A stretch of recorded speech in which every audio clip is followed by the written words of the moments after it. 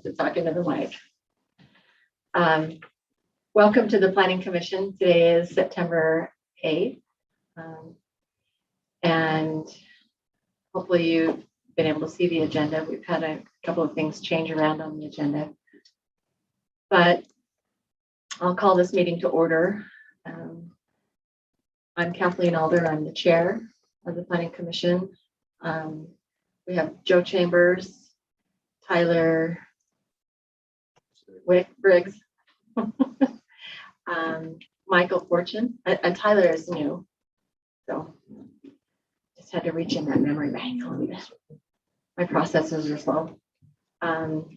Robert Perry and Brian Marble. So we'll have the Pledge of Allegiance now, and Michael Fortune will lead us.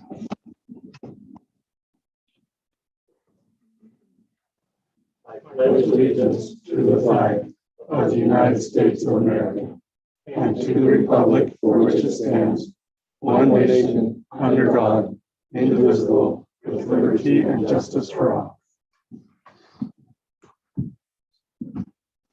Thank you. We do not have any minutes to approve at this time, so we will do that in our next meeting. I'll open now. We have an item on the agenda that calls for public comment. You're welcome to give your views on anything that is within the Planning Commission's jurisdiction. And we would ask you to limit it to that. If you have comments about anything else that's on the agenda, if you would wait for that agenda item, that would be great. We also ask for email comments and letters or whatever we might get. Scarlett, do we have anything? No. So we have nothing in the public comment. Anyone else? Okay, thank you. I'll close that part of the meeting. Item number 1 and 2 have been taken off the agenda. The applicant has asked us to remove it, and we will notify again like we did when, we'll put signs out in front of the property and do all those things that we've done to notice you about this. So we appreciate you citizens for staying and participating. We love it when we have people here in our meeting. So we will go to item number. Did I close the public comment? You didn't open it. Oh yeah. I opened it up. Yeah. Okay. Item number 3, design standards for attached and multifamily residential development. We looked at this item previously and sent it to the council. They still wanted us to make some additional changes, and so we went back to the idea table and looked around, and we made some additional changes to that. And so I'll ask Scarlett if she'll come up and share with us those changes that have been made. Those of you that are in the audience, if you have your smartphones or your laptop or whatever, you can go to the Providence City site and go to the councils and commissions, go down to the planning.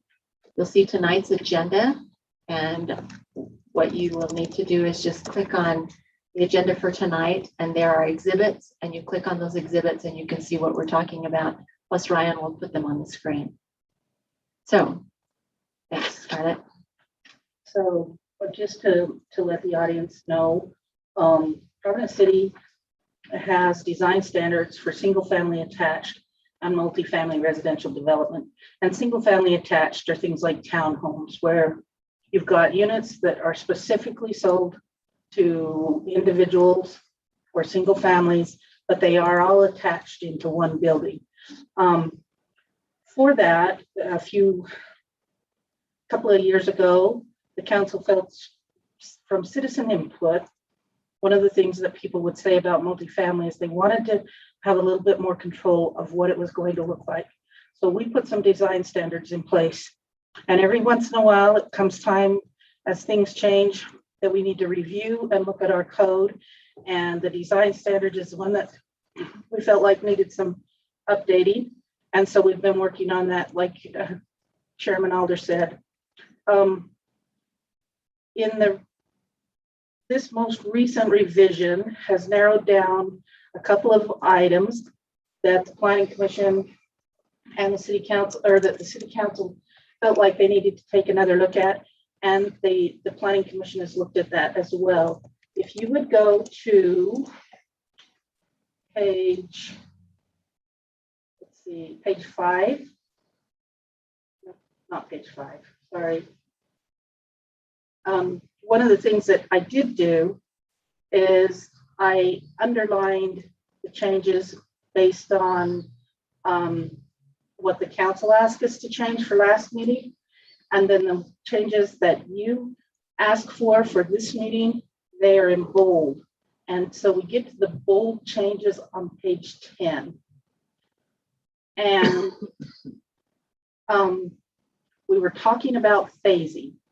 And so after listening to the discussion and looking at different ordinances and things, and maybe I oversimplified it, but I finally decided we were trying to define the word feasible for the audience in a manner that could be measured, so that we could, if somebody said, I'm going to build a clubhouse, but it's not feasible to build it with my first phase, what would feasible mean? Would that mean because they didn't have enough revenue at the time of the first phase, or there wasn't enough demand for it at the time of first phase?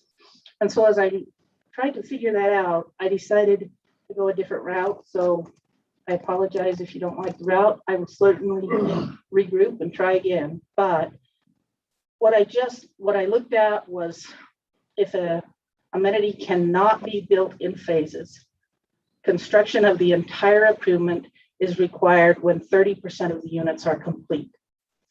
When 75% of the units are complete, 100% excuse me, of the amenity improvements must be complete. So I simplified it down.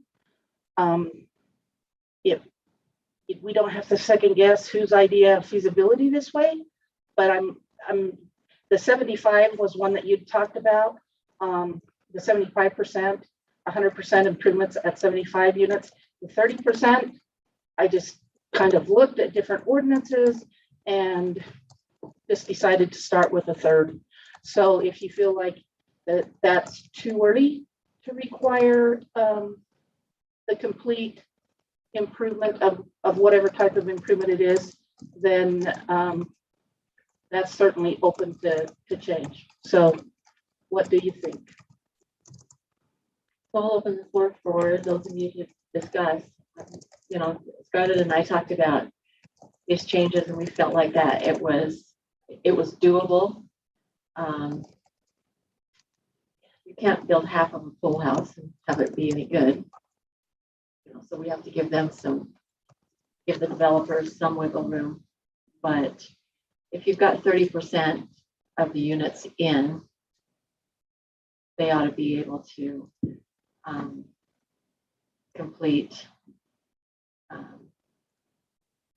the improvements, and 75% of the units at for sure 100%.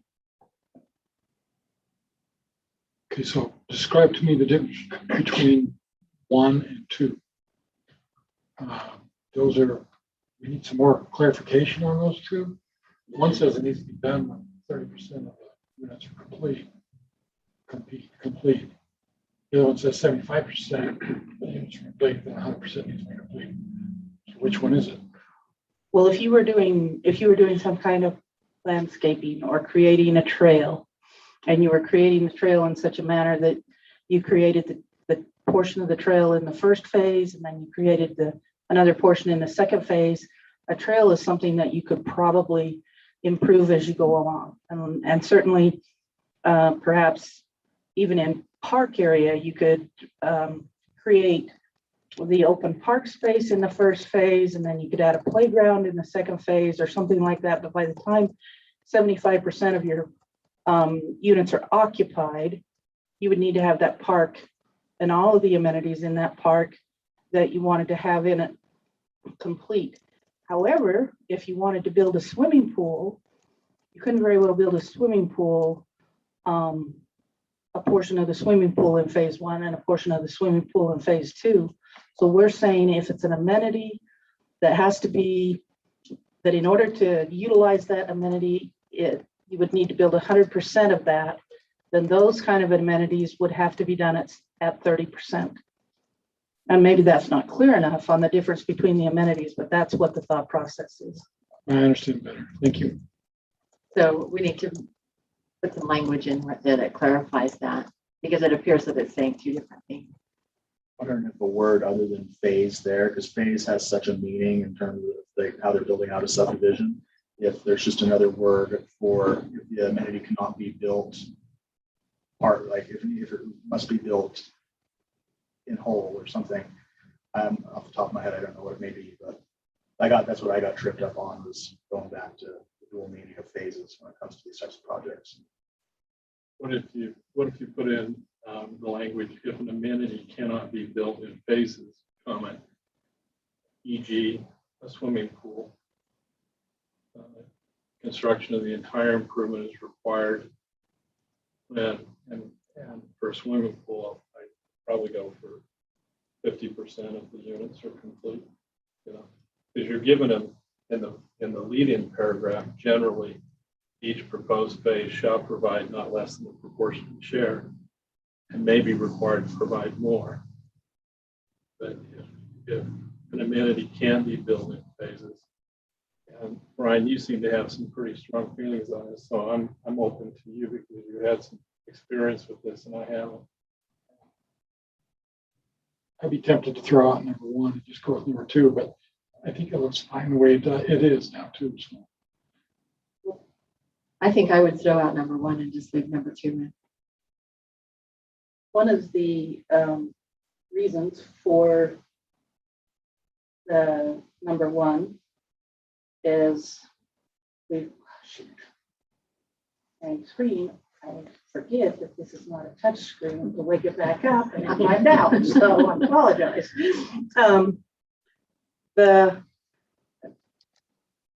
Sometimes it's actually more of a political reason or more of a selfish reason on staff part to do it a little earlier than the 75%. Sometimes if people can see that amenities are going in, that big multifamily development doesn't look so big and scary. And so if they can start to see that it really is a neighborhood, or it really is a planned design, it's not just a bunch of great big buildings, I think that goes a long way with the public. So that's why I went a little sooner than the 75%. But like I said, that's purely more of a selfish reason on the part of defending the multifamily, actually.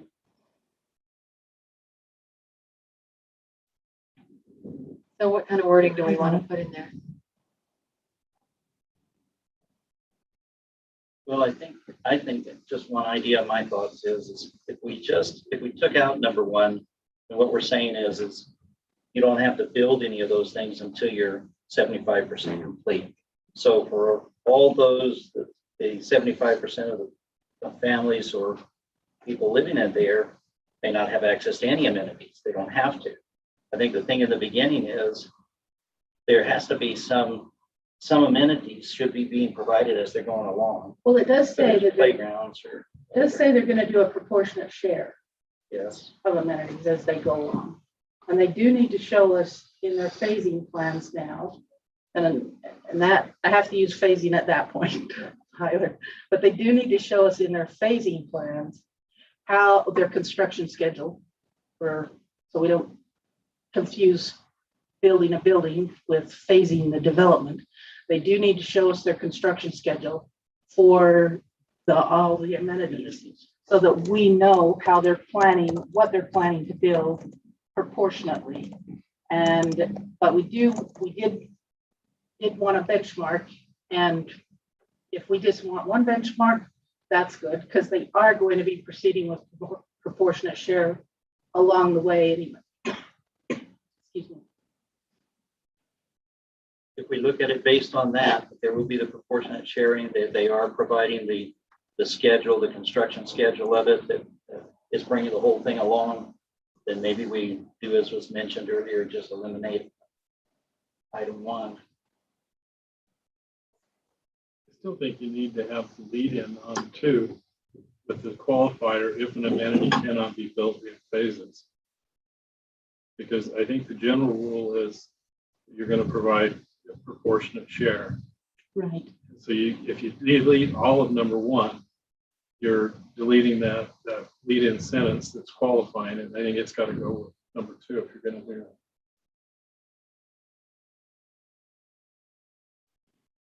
The question you might ask is, if a swimming pool is the amenity, when does it have to be constructed? When 30%, 50%, I think somebody had just thrown out, and maybe it's halfway through. But if there is only one amenity or a few amenities, do they need to be built earlier in the process, or can they be under construction as it goes? We have an example that the clubhouse is being under construction, and it's probably taking as long as all 10 phases, and it gets a little constructed as it goes along, but nobody seems to be able to use it until 100% of construction, and they'll finish 100% of the clubhouse. But is that what you are interested in? I'm just asking questions to try to see if that helps you. If it doesn't, ignore the question. But that's the kind of, because you can build a swimming pool, but you can build a piece at a time, and it's really not phased. You can be slow in your construction so that it's percentages, but you really want it to be completed before a certain number of the units are complete. I think that's what number 1 is trying to accomplish, if I'm not mistaken. I think that's what number 1's trying to accomplish, is saying, hey, if you've only got one amenity, one large amenity, you got to complete it earlier in the process rather than just dragging out the construction. You got to complete that to show good faith for those that have all moved in. I thought it did say that, but the wording that Scarlett and I would use is different, and so it's okay. We're used to that phasing term. That's a common one for us. So we want to make sure that it's something that is interpreted well. But I think that's from my interpretation, we're saying at 30%. If you only got one amenity, you got to get it done at 30%. For them to drag it out. Can't swim until it's got water, right? But it's a portion complete and could be prorated.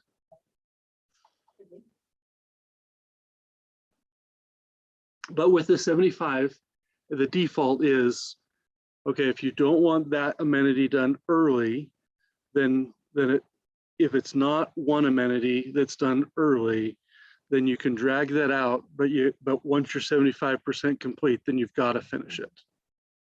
And that's what number 2 has. So number 1 is just, do you want to force completion of that amenity earlier in the process if it's really the only amenity or the primary amenity? That's probably what the developer to get the customers in there. You can argue either way, but sorry. So Michael mentioned it. 75% I think is critical. The 75% portion is typically a construction cost of 75%. The profit is the other 25%. So while a construction company still has profit in front of them, they need to be motivated to complete the Maybe in the first one, if we keep one, particularly if we keep the sentence that Joe references, if an amenity cannot be built, maybe we need to say if an amenity cannot be built and utilized, or built and occupied. I don't know exactly the best term, but Ryan's correct. A swimming pool could be phased. You could level the land, and then you could pour the skirting, or you could pour the watched that. pool, or yes, yeah. So you could phase it, and so So maybe with the term would be better utilization of the structure or utilization of the amenity. So, because you can't use a swimming pool until you've got the water in it, but you could use playground equipment. If they built the swings first, you could use the swings until they built the climbing wall and Or then the lawn, and the even lawn. if they just put the lawn in. So there are certain things that you can use while they're being phased. There are other things that you couldn't use. And so maybe part of that cannot be built in phases. Maybe we need to put utilized or completed, maybe completed or utilized. Maybe that's a better word for that. because we're Or we could talking use about both being, words, completed and utilized. we're talking about trying to use it. We want it to look Right. nice too, but we're talking about trying to use that amenity, that feature. But that would make number one make more sense. So completion of construction of the entire group instead of just construction. Completion. Well, it needs to be able to be used. Gotta fill the pool. So if we said, if an amenity cannot be built and utilized in phases, construction, or then do the comma, i.e. a swimming pool. Construction of the entire improvement is required when 30%, or if 30 is too low, when 50 or 45, whatever percent you feel like. When 30% of the units are complete. So Depends on how big the whole thing is. 30% of 5 buildings is 1 building. And so, a lot of variables in there. Math was not ever my strong point. I've been I'm counting blonde. bachelor's degree, so sorry. It just grinds on me. That's You okay. gotta wait for another Thank you for comment. correcting me. I'll take that kind of, Ryan does that to me all the time. I've got one other correction, and I don't want to change the subject. on That's it. okay. Ron was just gonna whisper it to me. Yeah.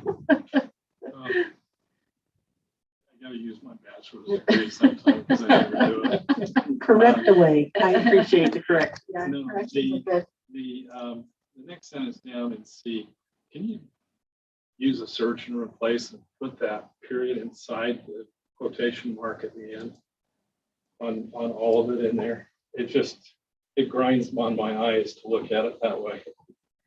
Are you talking about the standalone? Yeah. You want the period inside? Yeah, that's Chicago manual style is Okay, what required. I can do that. Oh, Well, I'm kind of like that with the third comma you know, that comes before the The and, Oxford comma. the Oxford comma. Can get you in trouble. Depends on when you grow up. Yeah, you have to pay attention when you use it, but if you don't use it at the right time, you can cause yourself grief. So if we can make those changes, rather than have to have it come back, this is really the only part that's different from what we talked about before. So what percent would you like to see it done? I think we've established unutilized, and then we've got the IE example, and now we just need to firm up what percent you want that at. 30% sounds great. 75% sounds great. 30%, 30% sounds great. Yeah. Kathleen, 30% sounds great. 75% Works for sounds great. me. Okay, great. Okay, All right, so any other comments? We're good? Yes. Back on page 5.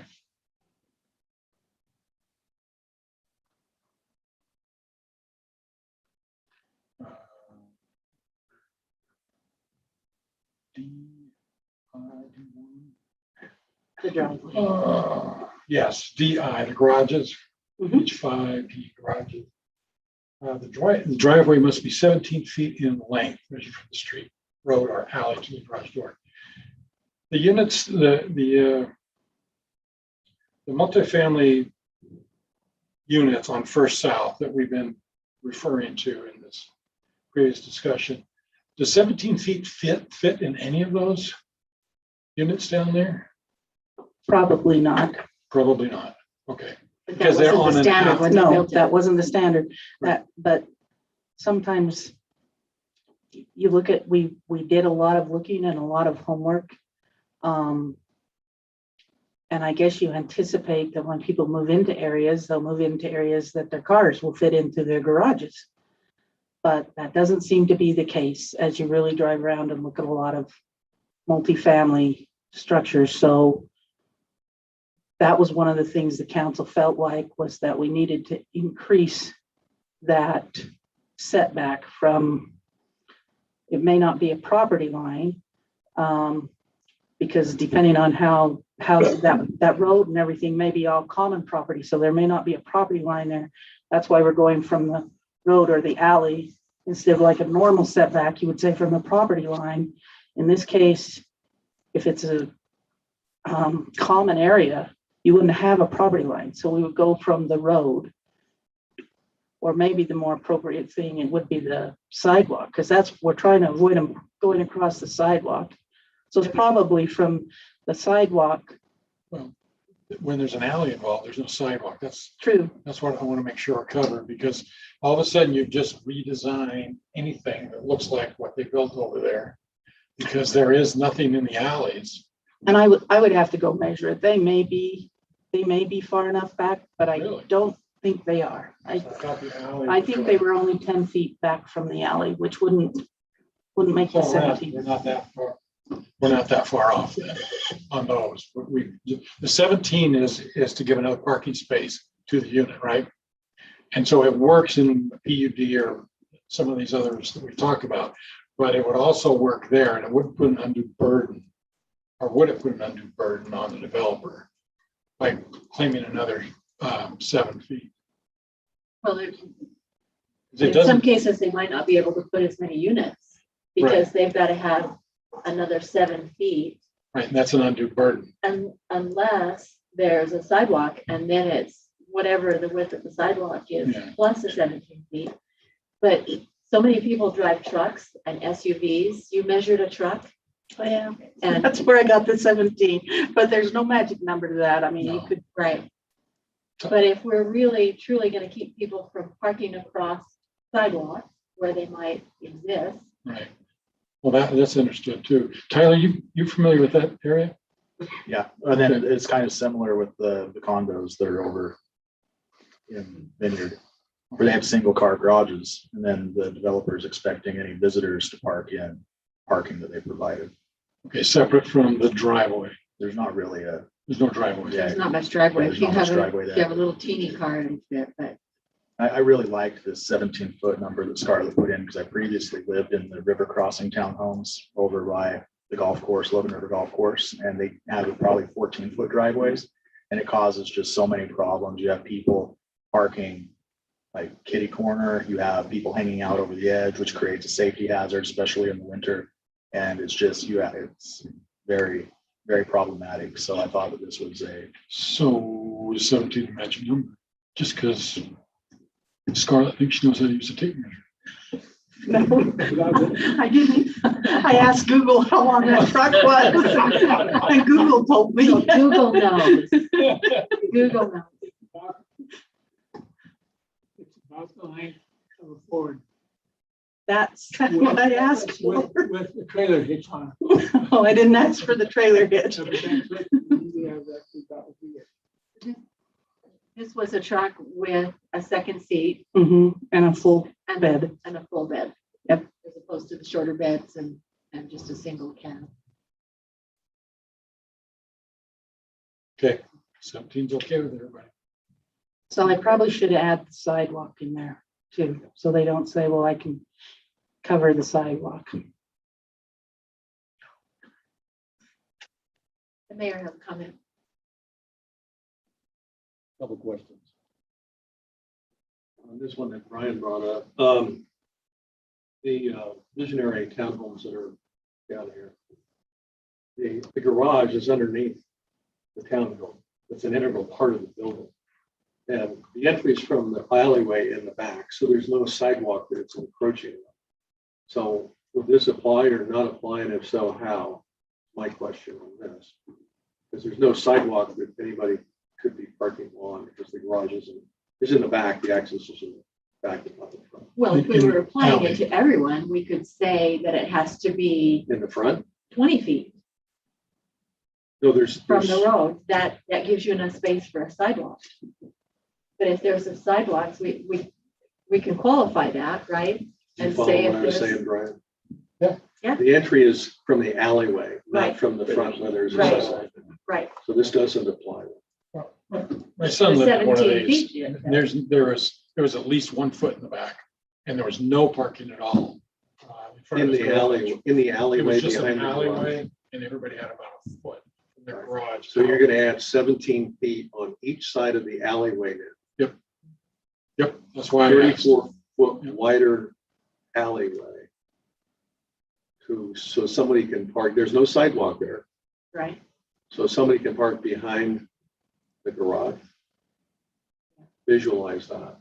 That doesn't make sense. In an alley. In an alley. It's a question. Hey, Sean, you wanna, Anyway, cogitate on that. I have another one here. Scarlett, maybe this, I'm sorry, go ahead. I think the point is, and that's fine, we're here to do, as staff, we're here to take your comments and incorporate them into the ordinance.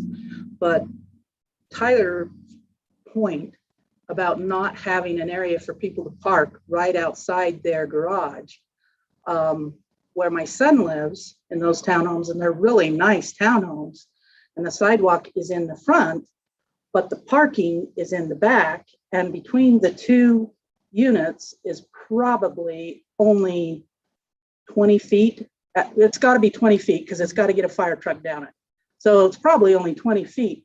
And so even if you have a car that pulls up and stays parallel, not even vertical, but stays parallel, now it's very difficult to navigate the alleyway. So I don't know whether, I don't know exactly the best way to solve that problem, but isn't that what you were talking about, Tyler? Yeah, when I think about the 17 feet, I'm thinking about you're off of a road, not so much where you have the alley. Because traditionally in an alley, like you would have over here or over there at the river crossing, they're not allowing parking. You can't park your car outside the garage because that's a through road. So maybe there needs to be a little more clarity in the language to say that if an alley inside a development is treated different than a driveway that goes out to the street. So if you leave the language as it is, here's what happens. Nobody ever builds a development with alleyways, because now alleyways have to be 54 feet wide rather than 20 feet wide. okay. Wasn't the intention. But so, if we thought out. Another one, But parking is a problem for people with that's why their vehicles. that's why we require parking for every unit. Next question. The other one, above that, it talks about exterior finishes. The paragraph above that that's struck out, and this is intentional on the part of the council when this was originally created. Aluminum and vinyl siding was prohibited, so that's struck out. But it seems when I read the paragraph below there, I guess it's the very end of that first sentence, and it says it allows vinyl. And then the very last sentence in the red says the use of aluminum siding is prohibited. But above it says the use of aluminum and vinyl siding is prohibited. So are we adding back vinyl? Or is that, see that, Scarlett? My question. I don't have a problem with the new vinyls. I have a problem with the old vinyls. But the new vinyls are kind of nice. They're vertical. They're not the clapboard style.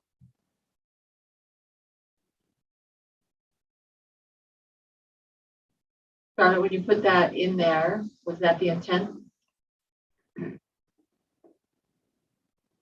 Yes, because I kind of got some mixed messages on the vinyl, but we can certainly continue to prohibit vinyl. But yeah, the intent was that we would allow vinyl, but not aluminum. But if you're not comfortable allowing vinyl, it's really easy to just strike that right back out. So, and the ordinance that the couple of ordinances, the several ordinances, very few of them prohibited vinyl, but when I went through and was looking at this, In other cities. yes. So, but if we want to, I mean, that's not a staff preference or anything. That's just, it was there in many other communities. But if we feel like that's not something we want, then it's easy to strike out.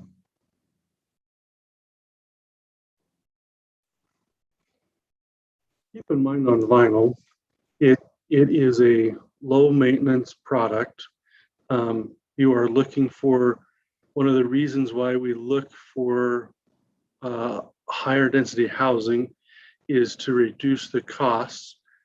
I don't know whether yours has vinyl or stucco all the way around, but oftentimes in single family houses, we allow vinyl all the way around, and it's a cost savings, but a lower maintenance. It's like requiring wrought iron fences rather than white vinyl fences.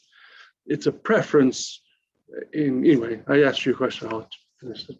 If the chair is so inclined to allow it. Yes, go ahead. My house doesn't, but it seems that the new vinyl siding, those referenced, gives a lot of flexibility to builders for different styles to make a wood finish or a rock finish, and it's a higher quality than there used to be with that product. So it would seem to make sense to allow it. It would seem to be overly restrictive to not allow use of that product. Well, they can make the vinyl look like anything. Yeah. They can make it look like rock. And aluminum bends, really runs into the side of the house. Bends where vinyl, not so much.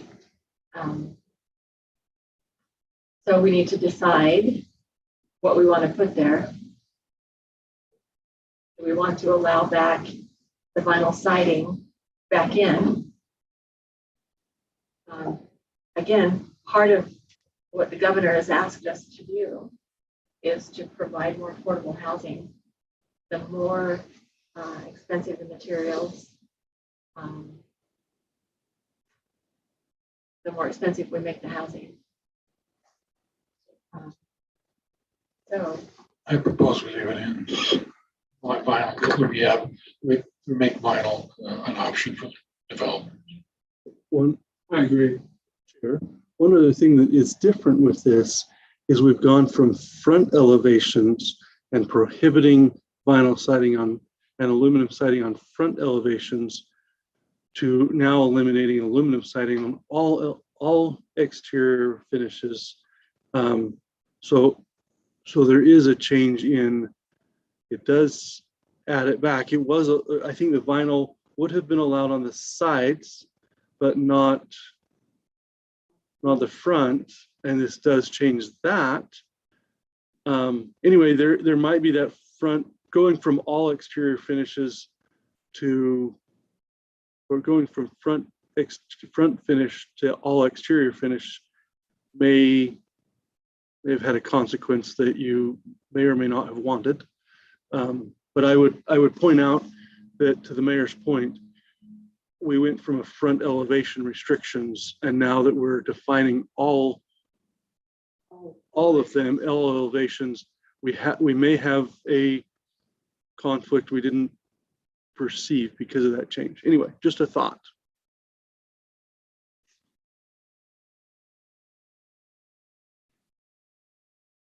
Saying that because previously vinyl was not permitted to be on the front. Now it could be on the front. Previously, let me get back up there. I think that's what I'm saying, is it's a potential. But as I read that at this point, I'm curious if that's a potential that you may or may not have intended. Talk about front elevation. That's where in what it used to have was specific to the front elevation that said the use of aluminum and or vinyl siding is prohibited. And then on the side elevations, it said where possible, or it said with the exception of the interior attached townhome units, each side elevation shall include a minimum of 2 windows, but it didn't talk about, and so on, but it didn't talk about exterior finishing, like Ryan is pointing out. Now, the council suggested that we talk about exterior finishing on all of the sides. And they may ask me to change that when it gets to them. But this is proposing the building facades that face a public right-of-way or an exterior street. So it may not be that they have to do all of the sides, but they definitely have to do sides that are that people view, not just the front. So the front maybe doesn't face the street. The front might face the other building and have a court between it, but the front still has to be done nicely. But then the elevations that face the public street or an exterior street, if they were back elevations, we didn't call them out in the previous one.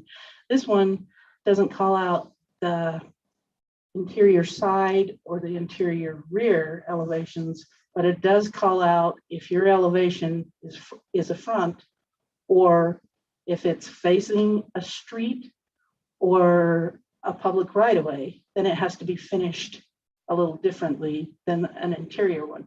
If you want all 4 sides to fall into this, then we can take out the part about the public right-of-way and exterior streets, and we just can say all building facades shall utilize at least 40% of these allowable materials. So that's the different, there is a difference there. We're not talking about all 4 sides of the building. We're talking about the front, no matter whether it's in a courtyard or not. And then we're talking about the other sides that are facing a public right-of-way or an exterior street. Is that clear as mud? You know, my concern with being this specific in our codes is it gets people to be able to, here's the rule, so this is what you have to follow. But it doesn't give us the flexibility, because every day things are changing in terms of these materials, what's accepted and what's not accepted, and what could be used. And like I said before, vinyl can be made to look like wood. And they can make it look like beadboard, but it's vinyl. There is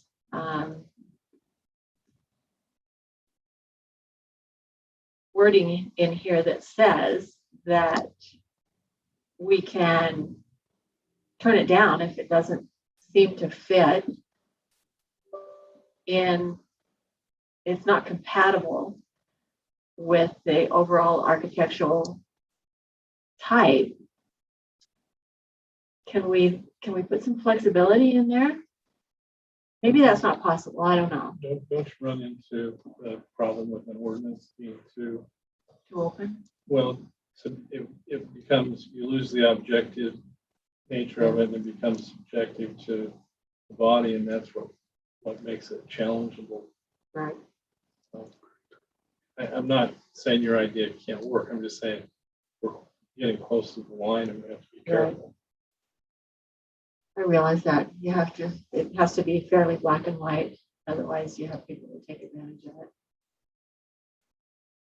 But I'm just looking for a way for us. And this can always come back, and we can always change it again as materials change. You know, building costs have gone up significantly, and people are looking for less expensive ways to be able to put buildings up and have them affordable for people. So I don't know. It's gone significantly down too, Has it? way down. It's not all the way back, but we're halfway back. Mayor? Since this was last written 5 years ago, a lot of the building industry has changed. When it comes to vinyl siding, There's really cheap vinyl siding and there's really good vinyl siding. And Michael's nodding his head. There's really well-made vinyl siding that has backing to it and it will stand up for many years. I've seen some really nice homes. They use the world's cheapest vinyl siding, and when I walked up to the front door, I was just shocked. It was just cracking and falling apart. I won't say which house it was, but it was on more than an acre, so it was very nice. But in today's world, if you say vinyl, I mean, how are you going to draw the line with a builder and say vinyl is okay? The problem is the developer can use the world's cheapest vinyl or the world's best vinyl. And that's the world of building products today that wasn't there 5-10 years ago. It improves every year. That wasn't very definitive. That's Your why point that's is- why we have the planning commission to figure this out. Is there some standard in the vinyl industry that you can reference? Yeah, that would Something be. like a millimeter that isn't, that they understand, that they know better than we do? We'd have to look at that because there is, whether it's the thickness, things like that. It's like whether having an old type shingle or an architect shingle, things like that. Yeah, There well, I know is, an and there's- architect would be able to put their hands on that. Yeah. That standard. Yeah, I don't know it off the top of my head. Yeah. In the past, what planning commissions have done to resolve the dilemma and the point Joe's trying to make, there's some standards. We brought in builders and developers actually and asked them for their advice into the council or planning commission meetings. It's a unique approach. I see the American Society of Testing and Materials has vinyl standards. Maybe we look at those and see if there's kind of what they say is what their thought is. There's actually a nice brochure about it. This is a trade organization. I think it'd be worth taking a look at.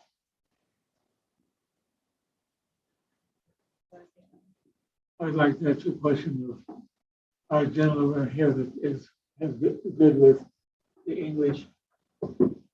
Go down there and where it says front elevation, trim and or shutters is, should that be R? Yeah, because it refers to elevation.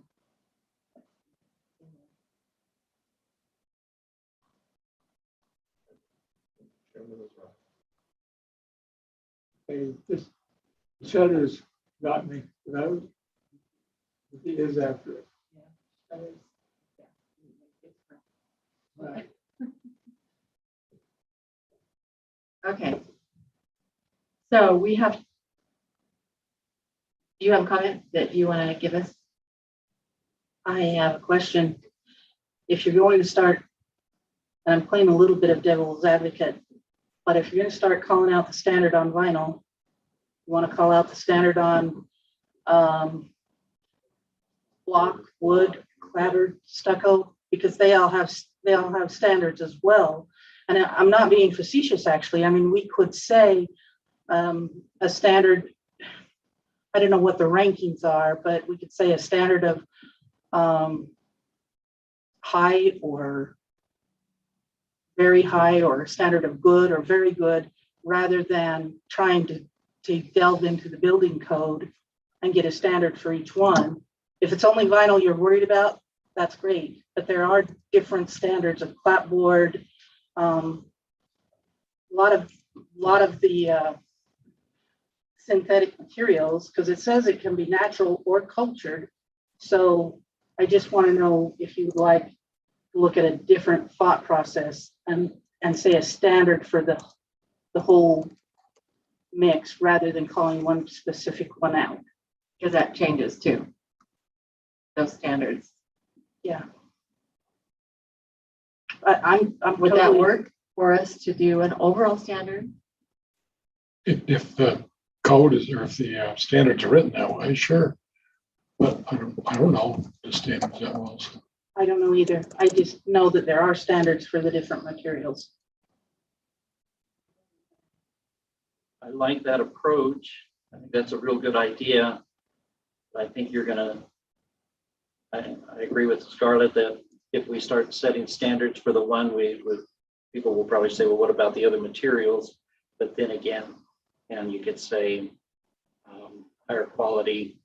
I think we're in a tough spot there for wording of it, to be honest with you. We want Well, them to that's use subjective too. Higher, what's what's higher higher quality quality? to one person isn't higher quality to another. one step above the lowest level. So I'm a higher quality, Right. but so I'm still maybe not using the best material. Okay, while you're thinking about that, one other thing, talking about the parking, so that we achieve the goal. It says that off-street parking, single-family attached and slash townhome are 2 per unit. And then 0.25 guest spots per unit. So that's not saying though that those 2 spaces have to be right by the unit. It says 2 per unit. And so if they're a double car garage, then you get your 2 per unit. But if they're a single car garage and you don't have some type of a length requirement for the second vehicle, then that parking space is going to be somewhere other than near their unit, probably. So if you're okay with that kind of idea, then we can do away with the 17.5 or the 17 foot or whatever, and just allow them to provide parking in a different location. But if your thought process was to have them be 2 spaces at the unit, then we maybe need to word that they have to, instead of just per unit, we need to say 2 spaces attached to each unit or something like that, so that I think that's what we're running into a little bit, is some of the problem with some of the garage space not being double car, it's being single. So it's up to Are you. they building anything anymore with just single parking? The vineyard condos are single garage.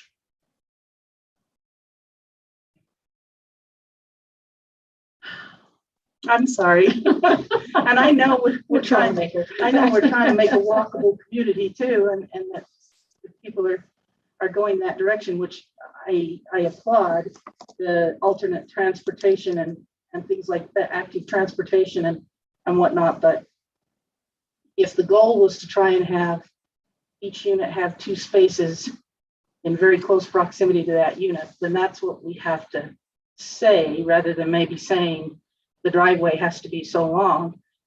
Maybe you need to say each unit has to have 2 attached spaces and then 0.25 space for guest parking. But just a thought before you think about a minute.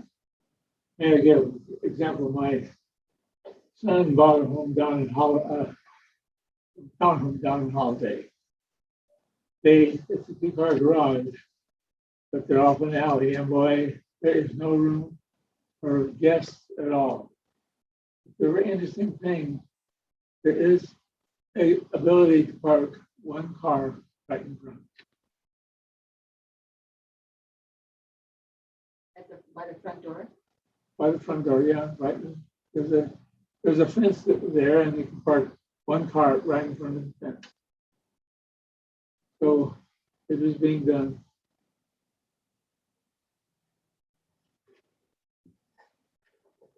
I think we need to provide parking.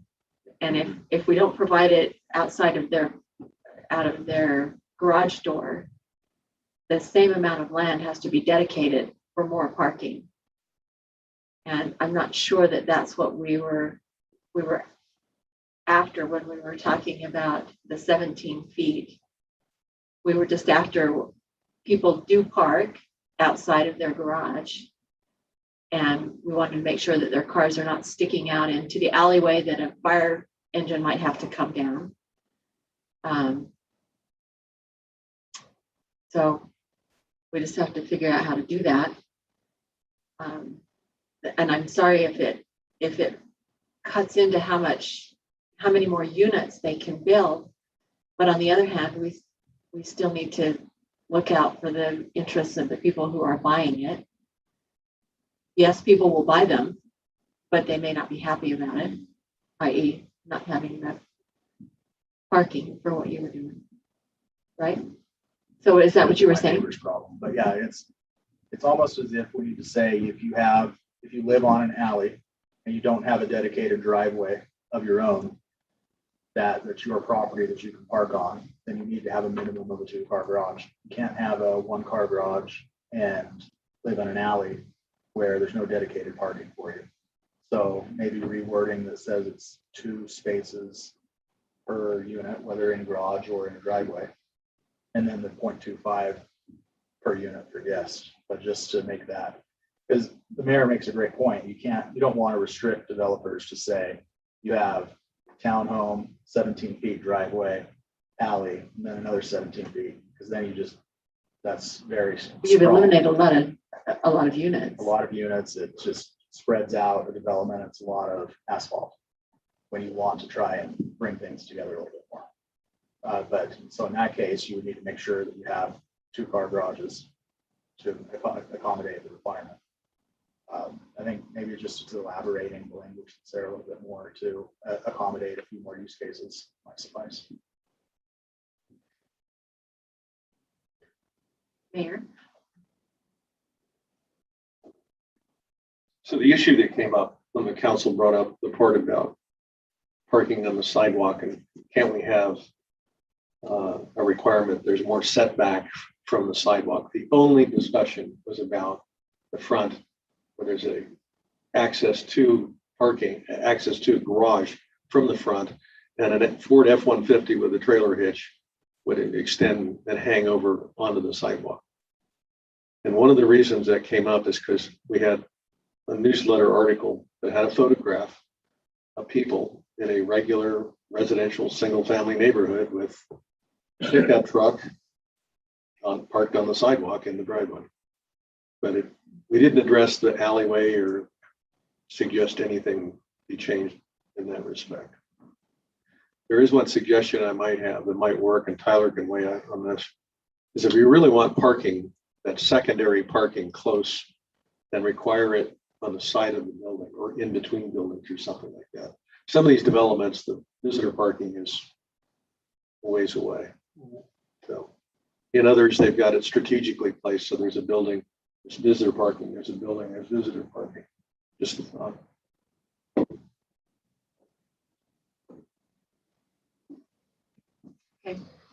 It may be on this item under the garages where it says the driveway must be 17 feet in length.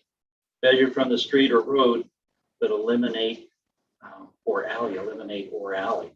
That way it's dealing with those that have the garage in the front off the road. And you're not doing anything with the alley, changing anything for the alley. Where if all the parking is in the rear, the requirement for 2-car parking, which is basically a double garage, then takes the place there. Okay.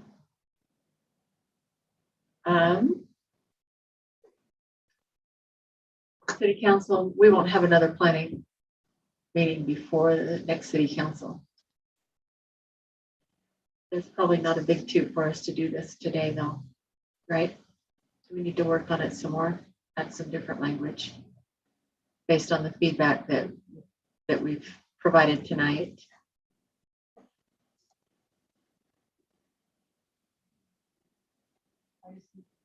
I just need a little bit of direction because we've kind of bounced around and thrown out great ideas. But we do have some multifamily units that you're going to be seeing fairly quickly coming, and there's the potential for some more if those properties on the west side of the highway, once they're actually get through the Lieutenant Governor's certification process. So it's not something that we probably want to delay for a long time, but another meeting would be fine. So let's talk about the goal. If the goal is to provide 2 spaces for each unit near the unit, is that the goal? Or do you care that there's 1 space in the condominium garage and then 1 space wherever the guest parking, 1.25 spaces wherever the guest parking is? Is that acceptable to you? Or do you want the 2 spaces attached to the unit? That's really what we need to know. Because if we tell them 2 spaces per unit and then 0.25 for guest parking, that tells them, well, I got to provide 2 spaces, 2 parking spaces for each unit, and then 0.25, so 2.25 spaces for each unit. And they take, if they have 100 units, then they got to do 225. Is that right? That's a lot of asphalt. So I'm just asking what you think that, and 2 spaces, but we're talking about 2 spaces outside of the 2-car garage, or the 2-car garage can be the 2 spaces. are you going to require 2-car garages? Because if you require 2-car garages, then that solves the problem. That gives them their 2 parking places. And then the 0.25, they've got to find somewhere else. But if you don't require 2-car garages, then they could put a space, 1 space in a garage and another space for a unit across the street or in the designated parking area. And then they could also designate a guest parking area where all the 0.25s add up to. But I'm good with whichever direction you go. I It's just helpful want a for me right direction. now to think of what would something like the Creekside townhomes over here look like if we were to impose these requirements. And thinking requiring 2-car garages seems excessive. That would be very It does to difficult me as well. for it to do there. So having a 1-car garage with 1.25 spots provided elsewhere, that would seem sufficient. Okay. I agree with that. I think that's good. That's reasonable. Reasonable and feasible. And then we take alley out, they can, but they need mark their alleys as no parking. Okay, all right. And we've got the 55 plus communities. We're still covered on 17-foot driveways. What about if the driveway isn't 17 feet, it can't count as a parking spot? If they want something smaller, then that accomplishes that they can have it closer, but you can't count it if it doesn't fit a car. No, I'm just asking. Some may not fit a car. Anyway, I'm just asking on the 17 feet, if we're saying that we don't want it to hang over the sidewalk, then we want to have it. I measured the parking stalls that are over here in the aforementioned development. They're 16-foot parking stalls, 16-foot depth. Anyway, that's just. So they just can't have their trailer. So anyway, I did want to add one other one back just while I have there. As I looked up siding grades, they come up in different lists, but you may consider a above average grade as a definition. Because an average, I think that across the board may be, an average grade of whatever that material is. If you're just saying it's above average, there is. Well, we can measure that because we can go to the standard and say, here's average. This needs to be better than that. So anyway, it's just a thought, Joe, just to try to resolve. That's specific enough. So that's a good solution on that. At or above something, Okay. We have one hand raised in the audience, and since we told you that we'd like you here to give us feedback, come on up to the mic, tell us your name and what's your feedback. Citizen involvement is the best. My name's Robert Montier, and you're talking about the 17-foot driveway. Well, they have the Suburban that's 18 and a half feet, so that gonna overlap a little bit on the sidewalk part or back up a little bit? How is that gonna, what was your vision for that for vehicles that are that size without a hitch in the back? You know, there are several families that do have large vehicles here like that, so. Where do you live? Well, I live over here in Spring Creek. So you Spring chose. Meadow. We're a single family, but I just didn't know how that's gonna work, with that or if that's. We'll let Scarlett present it next time soon. I'd like to point out, and thank you for being patient, public here. This is something we don't do for single family homes. I hope you understand that. Single family homes are some general standards that are followed. And we don't have to get into that. And we don't, personally, I don't want to be involved. I don't want somebody to tell me what my house is to look like. But we do it because of a necessity for larger investments by others outside the city. And a lot of times we're talking about 1 and 2 bedroom places that probably, I don't know, I was in Denmark and I did not see not one pickup truck. Here in town, every other vehicle is a pickup truck. But it is possible to live without having a vehicle that large if you're living in a smaller townhome. So I guess we have to look at what works for the majority, but 18 feet is kind of big. Hard to park that baby. So what we'll do is we'll work on the wording for that. I think we've come up with some good solutions. Did we cover each of the areas that we've talked about tonight? Yes, unless there's something. I don't see anything else. Okay. Again, the flexibility to give builders and homeowners and buyers that are coming into our city some flexibility, but not give them license to just build crummy little places. So thank you. So do we need a vote to pass this along or do we just need to go to the next item? Well, it depends if you want to see the changes I come up with based on your recommendations. If you want to see them, then you would continue it Okay. to the next meeting. What I'm asking is, do we need a vote to continue it? Yes. Okay. Okay. I propose that we table item number 3 tonight until we have the revisions written up and discussed in the future meeting. I'll second that. We have a motion by Brian Marble, a second by Robert Perry. All in favor? I, Aye. This is the We're lame looking at this, so- duck end of the table.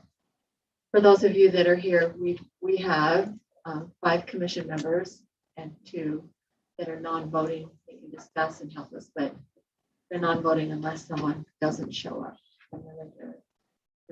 Okay, so we'll go on then to item number 4. 4 is the 3-lot residential interblock development. We discussed this last time. Christy, are you here? Is she online? Brian?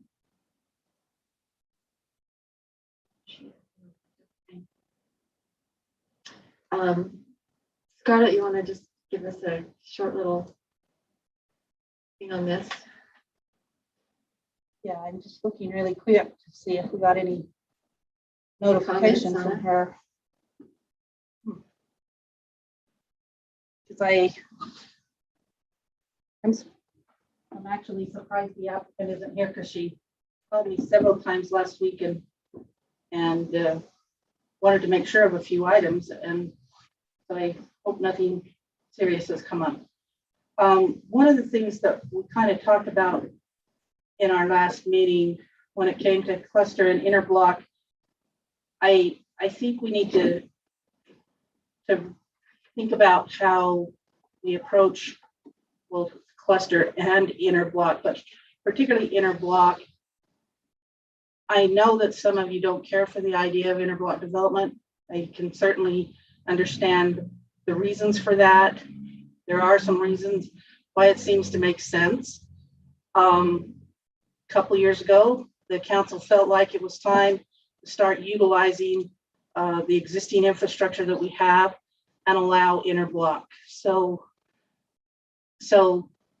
if you don't choose to add some conditions, she can still do the interblock development. She can create that subdivision with those 3 lots that don't have 95 feet of frontage on a city street or on a private street. So she can still do that. But the question is, would you like to add some conditions based on the list that in the ordinance that's available to you? Do you want to say anything about fencing or screening or those type of things that are available in the ordinance? I can get to it.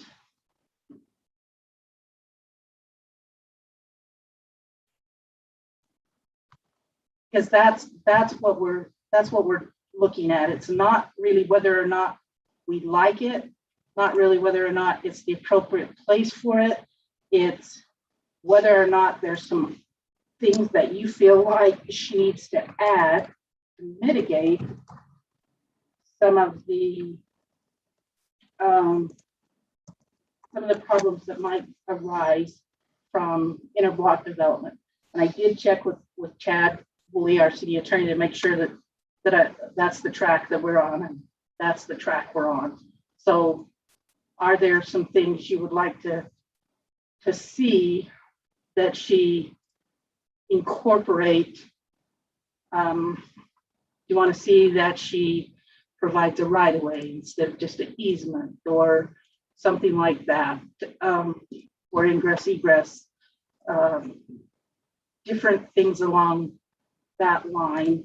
I just about got the ordinance pulled up. As I look at it and the proposed things that she has, and again, we're not signing off on the plan. No, you're not signing off on the concept for the subdivision. Right. She's got to meet a lot of stuff for that, or not the concept so much, preliminary. She will have to meet a lot of stuff. We are signing off the concept tonight. I mean, Right. that's what's in front of us.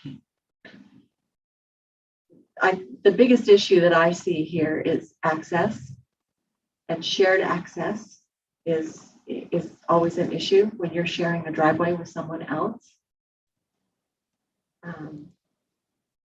That would be my only issue. The code sign.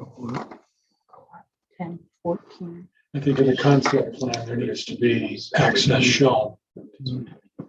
Where the concept plan right now doesn't really show access at all. Sorry, Brian, tell me. No, again. go ahead. You guys are doing good. Are you clear? No, really, I'm not. Michael wasn't here last week. when we Oh, talked Michael, step back and get out of this one. All right, I'm backing out. I don't, I'm the one she said, talked about when she said there's somebody very much against it. He's only caused all the trouble last time. Okay, Brian, so, you are not the only person. This is a difficult thing for lots of people, the interblock development idea. So it's something that But it is an allowed use in this it isn't zone. allowed use, but it is something to take serious. So I appreciate your comments. one of the things that she could do would be to develop Peacock Lane. And that would get her access to what, to the back, what do we call it, the purple lot? Michael, there's a purple, a yellow, and a green, okay? We get it to the purple lot. Because, you know, there's another new house on that street too. And that means, and I think they're using Peacock Lane to access their home. Is that fair? They are not Well, They are not supposed supposed to. to. that's where they're coming in at. The garage faces. Just for Peacock Lane. construction vehicles. Yeah. Right now, but that is not an active. It's just a temporary thing. Yeah, correct. Okay, so that street or that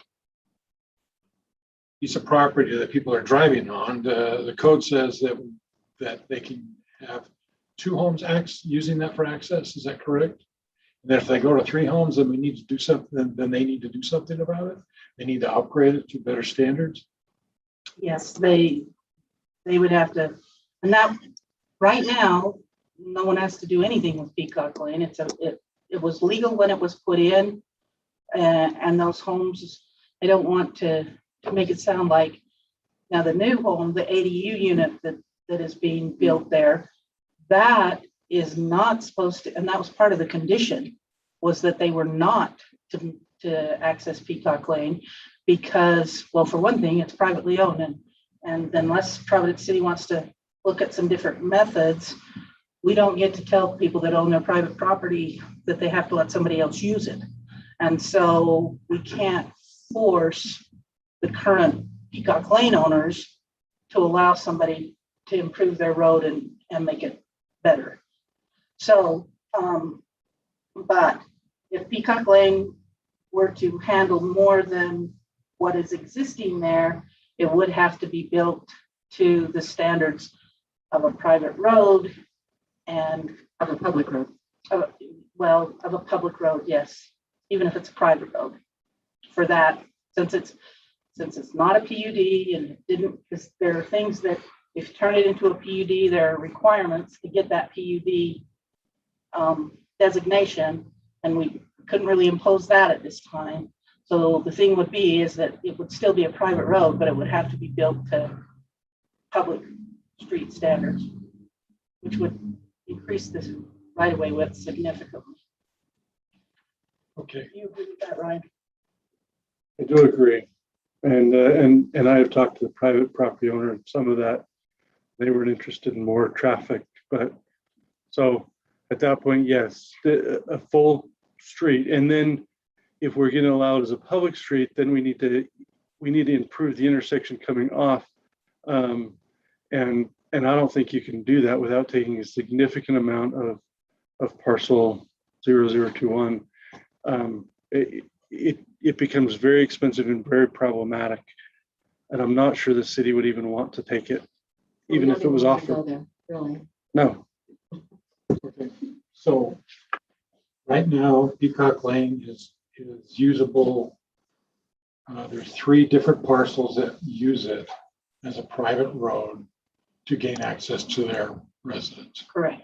And the city standard, the city code says that's okay. 3 is maximum. Well, that's okay because when that was built, it was okay at that time. A private driveway now only allows 2. Okay. So, or else you end up, if you start going to the private road section, and once you go to the private road section, then you're basically building a city street, but you're going to take on all the maintenance and everything. And most people don't want to take on all the maintenance. So they say, well, if it's going to be the standard of a public street, then we'll dedicate the street to you and you can maintain it. So that's kind of where we are with the private road versus public street. But those 3 homes are fine because they were fine when they were built. So the 3 pieces that we're talking about, 2 of them have access to the road, the 3rd does not, which means that they're going to have a shared driveway, whether it's the green one or the yellow one. And right now, she's talking about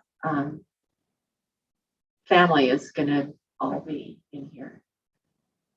So, but anytime you have shared access, it's a problem. And we need to make sure that they have mechanisms in place so that both parties that are sharing a road are doing it with the understanding that it's shared and the costs are shared, everything's shared. So we could make that a stipulation. So they create a that they PUD. They create a PUD just for the access road. No, maybe an HOA kind of thing. HOA, right? Okay. Oh, I mean, you're Michael. You were going to say something. I just like stretch. Oh. Just like that. Oh, let's see, same with his family. One of the lots you mentioned may not have family. That's right. When we bought our home in Woodland Hills, it was part of the family deal, and we had a shared entrance. And there were some angry words and everything. And the lot further needed to use the shared entrance. And people next to us would not let them use their road to get over to their lot. And since they had no legal, we could find anything in our paperwork. They closed the entrance and said, this stays closed until you permit the guy on the other side to drive over your property. So these things happen, and boy, What I'm talking about. yeah, these things happen, and boy, when they do, it gets, you end up having the lawyers involved. Well, that's my only concern is that becomes defined. So that when somebody sells their piece of property, there's no question as to what the agreement is. So should we propose then an HOA or whatever we're gonna need to call it, be created with this setup of 3 parcels to control access, if nothing else, road access and maintenance? Is that allowable? I don't think you need an HOA. I just No. think you need to have An a agreement. fairly detailed agreement, an easement agreement that specifies who's responsible for maintenance. I think that's right. And I'm going to point that on this one, I don't know whether you can see A through L. So we're talking about the ingress and egress to a public street and having them, that is the condition. But those are the conditions you can talk about. Anything else other than those lists are irrelevant to the conversation, I believe. So it's the question of size, street and road capacity in the area. You just go through that list and add your condition or don't, and then you're done with this conversation. But that's your list to just follow down. I can give you the code. It's 10-14-1. And once you can check those right off, just like a variance. You just check them right off. You want it on A? Yes or no? B? Yes or no? And then just go down the list, and we can be done with this.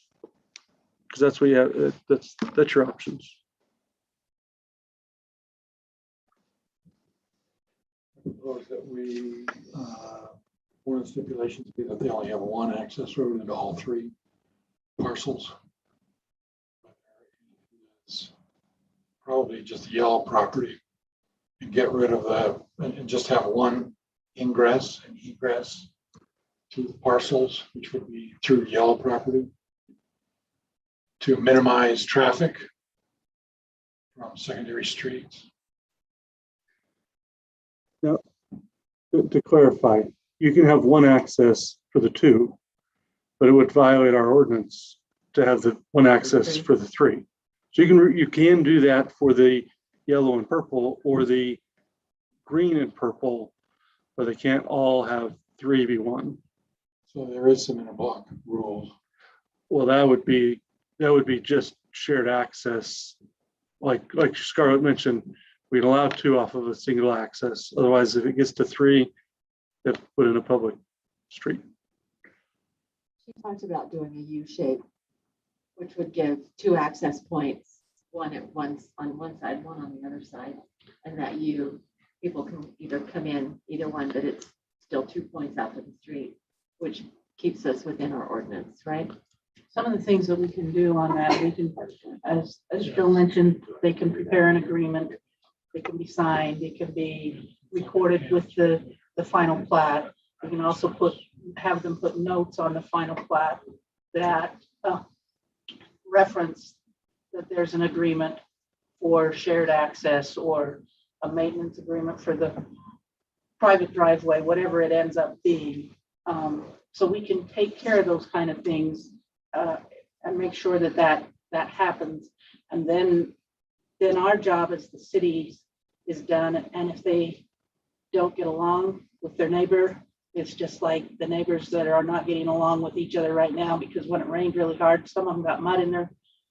Some people's without the landscaping in, we had some mud flows. That's a neighbor to neighbor thing. And unfortunately, most people really like their neighbors, but every once in a while they get frustrated with them. And so we stay out of the neighbor to neighbor. Once we notify everybody of the obligation for the road, or I mean, of the requirements for the parking, the ingress and the egress, then the city's done its function. Then it does become a civil matter if they can't get along. So we can tick off this list quickly. I'm trying to get it on my computer here. It's something that. Well, I can sort of see it on the screen in front of me. Can you make it just a little bit bigger for me?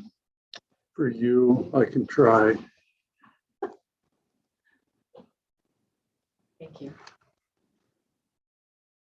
Okay, so size and location of the site, no problems with that, right? Okay, street and road capacities in the area, no problems with that. Egress and ingress, we would stipulate that they need to follow the code on that and come in with their plan of what they're going to do. And possibly a dedicated access to each lot. But there's a dedicated access that is defined for the purple one, how the purple one gets to where they go. Regardless of which side they're coming in. Just a dedicated access. It could be as simple as that, unless Joe thinks differently. I'm thinking just a dedicated access is what they need. They need to say, this is where it's at. This is how they get to their house. So no shared, is that what we're saying? I don't care, shared, but it's dedicated that Purple knows how to get to their property. That would be important. Other than we might have a U shape, we might do this, record on the plat where the dedicated access is. Okay. Location and amount of off-street parking.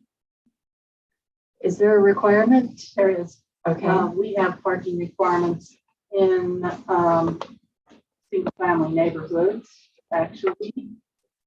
I'm hurry and get there really quick. It's 10.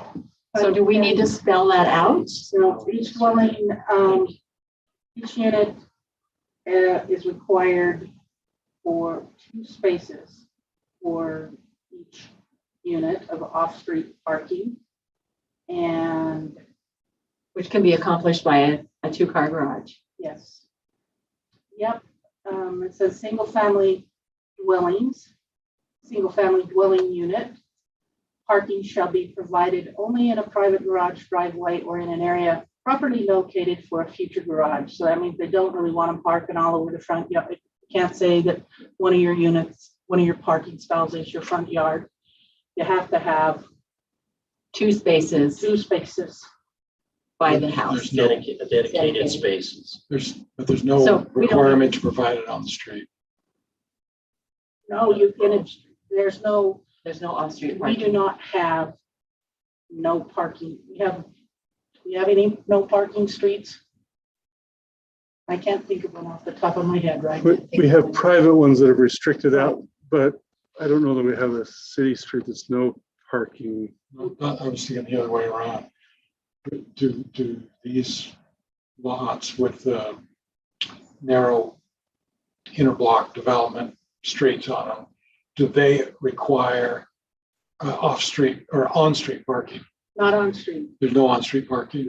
they can park on the street. Temporarily, but not Because overnight. everybody can park on the street. Right. But they have, in addition to being able to park on the street, they have to provide 2 parking spaces.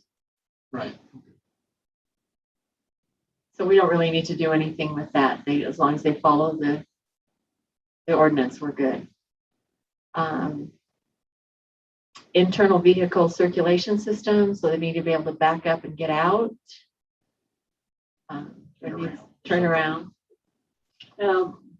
They will have to, depending on how they put their structures, they will have to meet the fire code for ingress, egress, and turnaround. But that's in the code, so we That's don't in the have to do code. anything with that. Mhm. Fencing, screening, and landscaping separation. We want something there to define where the yards are, so that it doesn't look like it's one big communal property. I don't know, I kind of like the open myself, but I'm just asking. that's just a personal thing for me. I think it's a personal thing for the owners too. Right, if they want to put fences, they can, right? There's nothing that keeps them from doing fencing. There is some existing out there now, fencing and so forth. But I agree, I think they should just They're provide just it in their broken down. plans, yeah. Broken down, Barbed wire fences. barbed wire things like that. fences. Anything would be an improvement over what it looks like now. Building mass and location, again, that's code. Usable open space is not something that we do for single family homes. Signs and lighting, again, that's not something that we do. Well, actually, there is one thing you might want to do. The fire code will probably require them to do it, but you might want to say that they need to have the addresses posted out on the street so that the postmaster, the emergency vehicles, And find out. whatnot, know where so yes, if you're thinking signs and commercial or signs and lighting, and you're kind of thinking of the signs and lighting that would be in a commercial area, probably no, but signs to make sure that like they know where their address is, you could require that. So their signage needs to be located on the street. Mhm. You could also with lighting, if there is oftentimes crime follows dark areas. We talked about crime as a potential. You could indicate that because there is enough together and a dark entrance, that a street light, a yard light be installed. That could be something, if you could indicate that a street light may be a requirement because it's three spots within a short distance, 3 entrances between a short distance, and then that might help with traffic on and off the street or the So area. centrally located yard light. You could. Something for how they access back to the purple lot. Because if that drive-in is past all these homes. If that's just dark there, emergency vehicles and stuff, whatever. Even though you may have, that's a very small area. It's just a little dirt road right now. You're gonna have, there almost needs to be lighting there. So that emergency vehicles, things like that. It's just an example of what could be included in that item. Okay. So that we can put in there that yard lighting would be required. And just hopefully you're taking a note, but when you make the motion of whatever you're going to do, Got to include those. you're going to include this.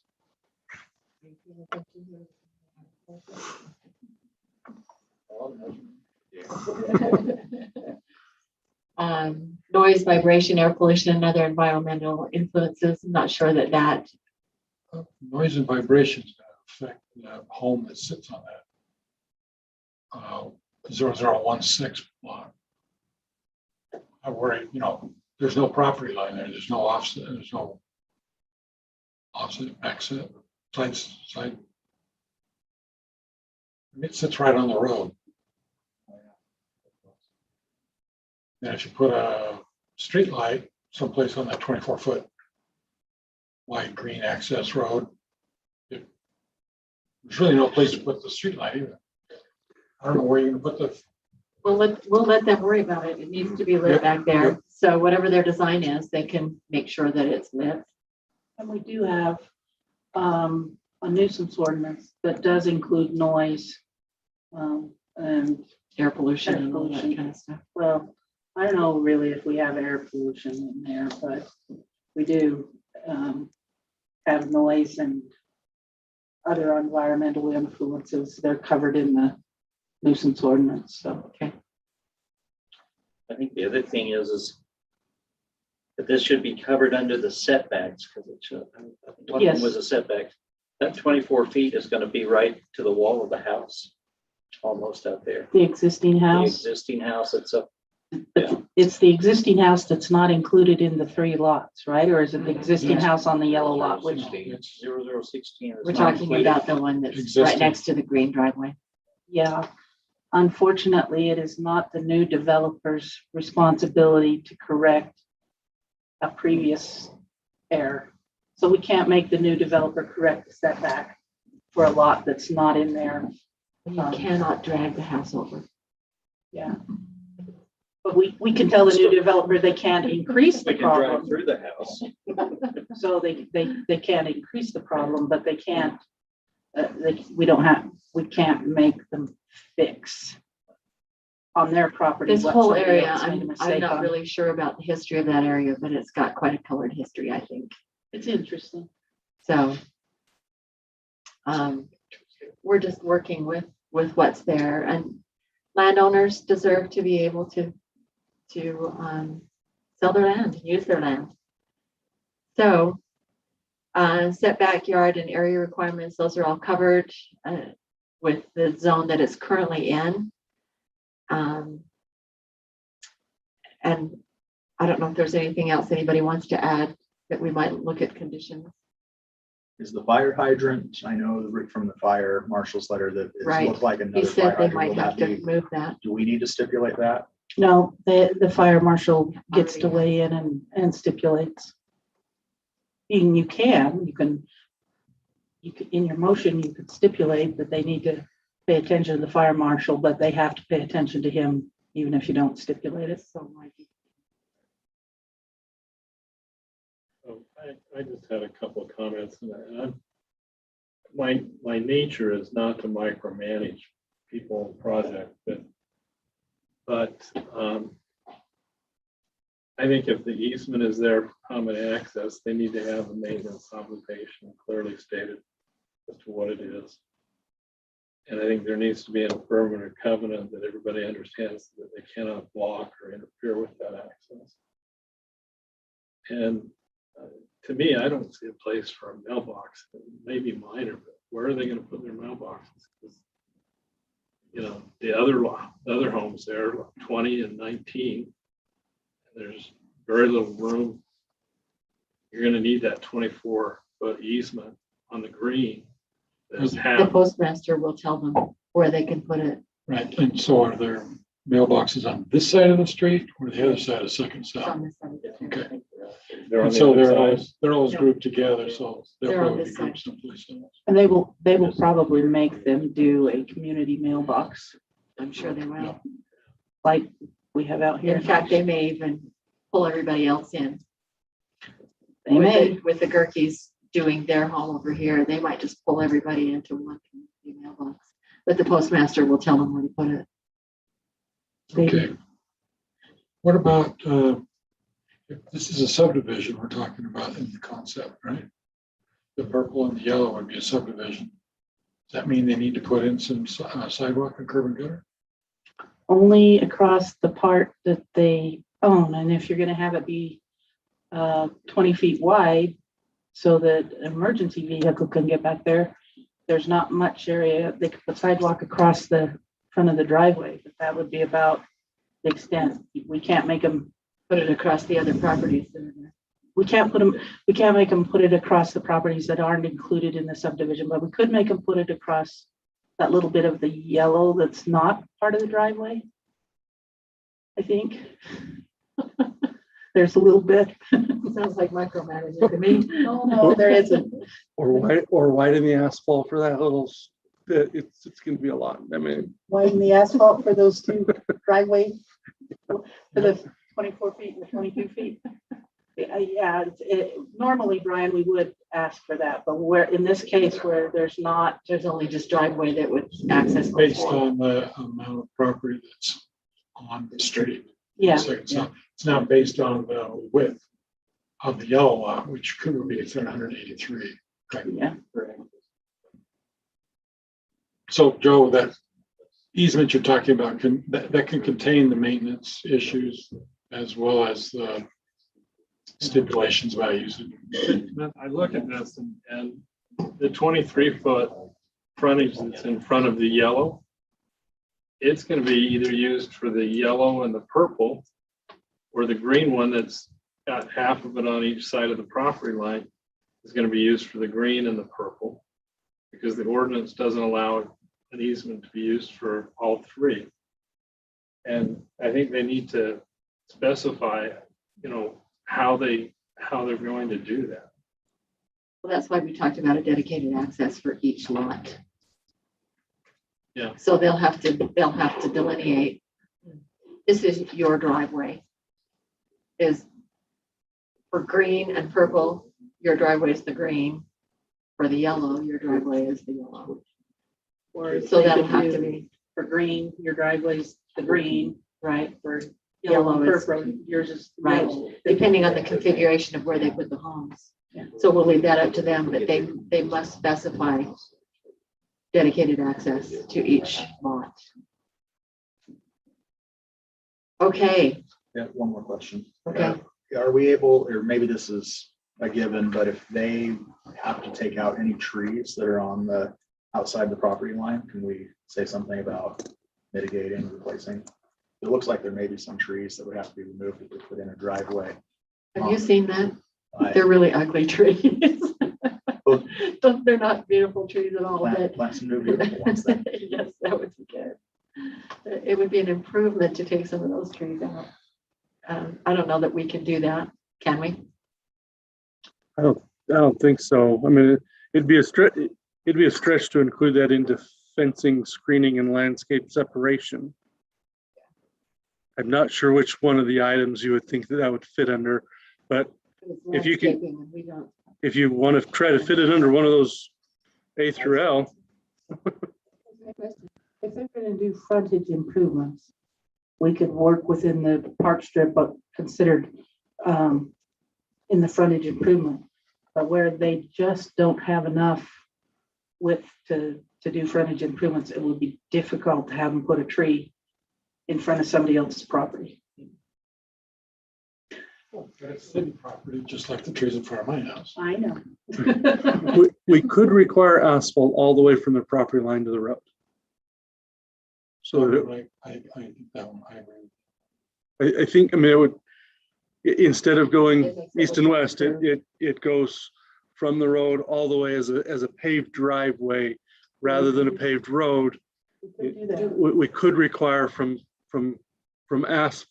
street asphalt to theirs that they pave that as a fully paved driveway. I would rather that we say paved rather than specifying asphalt, because they may choose to do something else, but it needs to be paved. I prefer asphalt. Where it's in the Or public asphalt right of way, roads. We actually can ask them to do an asphalt strip for that. For the approach part, from the asphalt to their property. Then once it hits their property line, if they want to change to concrete, they can do that. The nice thing with asphalt that way is if we come and mill or widen the road, it is easier for us to do so in the asphalt world than it is the concrete world. So. I know, I'm an asphalt guy. I Yeah. Okay. So, any other comments, questions?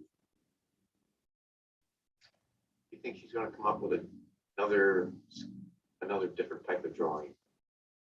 Not in the conversations that I've had with her. She's just waiting for the enhanced conditions that you would put on, but she hasn't talked about, other than the configuration of the driveway, which one's going to be the two and which one's going to be the one. But other than that, she's not talked about a different configuration. Right, she could come back and adjust the yellow with the purple lines Mhm. and try to do access through the yellow. I'm very concerned about having two new private roads accessing Second Cell. I haven't seen that.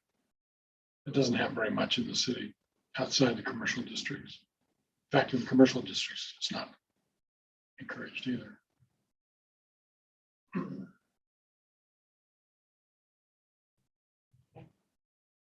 The rules are what they are. We follow them. So, with that in mind, I will entertain a motion. Thank you, Scarlett.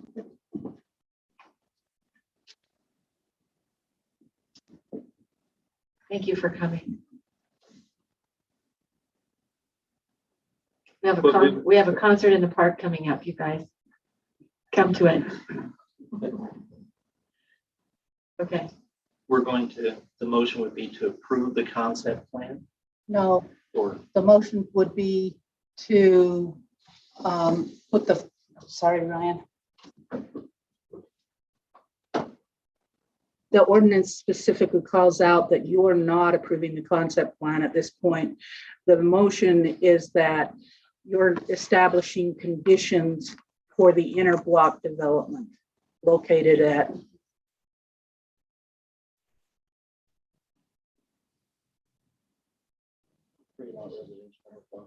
development. Well, I will try to do this. I'd like to just say, I make the motion based on everything we've talked about, but I don't think Ryan will let that fly. Not on this one. I would make a motion that we accept 3-lot residential interblock development Okay. located in the general area of 150 East, 200 South, with the conditions specified. Can I help wordsmith that Yes. a little bit? Absolutely. How about, rather than accept, how about that you make a motion that the following conditions will be established for the, and then the 3-block inner, or the 3-lot inner block? Because you're not necessarily accepting, you're not accepting the subdivision or the lot layout at this time. You're just establishing the conditions. Establishing the following conditions. And would we say that the items listed in the residential interblock code, that list that we had for the code, will we make any reference to that? Do we need to make any reference to that? No, you just need to start listing the, like the condition that Joe said.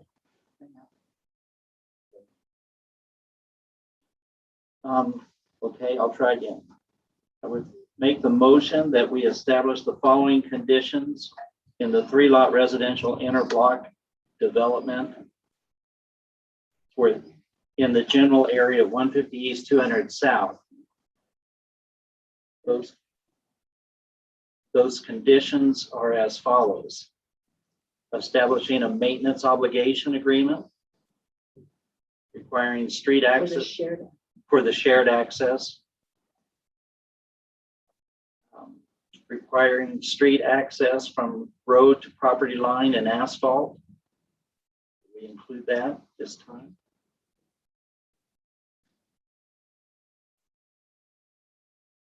Is there any others that we would do? And they need a dedicated access to each property. Dedicated, and one of the conditions is dedicated access to each property.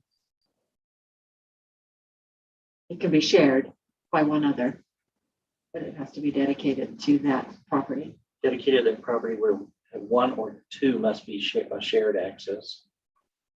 2 must be a shared access, because we own by the ordinance, it's only 2 people, only 2 No more than 2. go with the interblock. Condition for street signage or house numbers, and condition for lighting Unlike in the inner block area. in the inner block area. To reduce. I mean, is it going to be an LED down here on the ground, or is it? Yeah. To reduce. We'd say for the benefit of emergency access, Emergency vehicle. emergency vehicle access. Any others? Did I miss? Does that road have to be, That asphalt from the existing asphalt to the property line. does it have to have like a certain depth or whatever of the asphalt? By city standards. Okay. So we need to add that The street all the access, street access need to meet city standards for under the condition of that. requiring the street access must meet city And standards. What does the road have to be once it hits the property line? Is there requirements for it? They're just dirt roads right now. once it hits the property line, then that would be defined in our code if we have any. in the building code, but for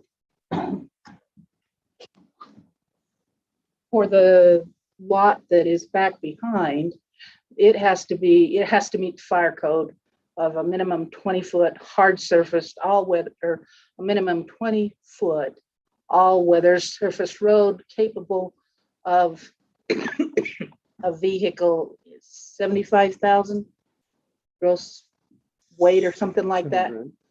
But So that's in the code. So that'll be covered by the code. That's that not part is something we have covered, to- right? That we have to.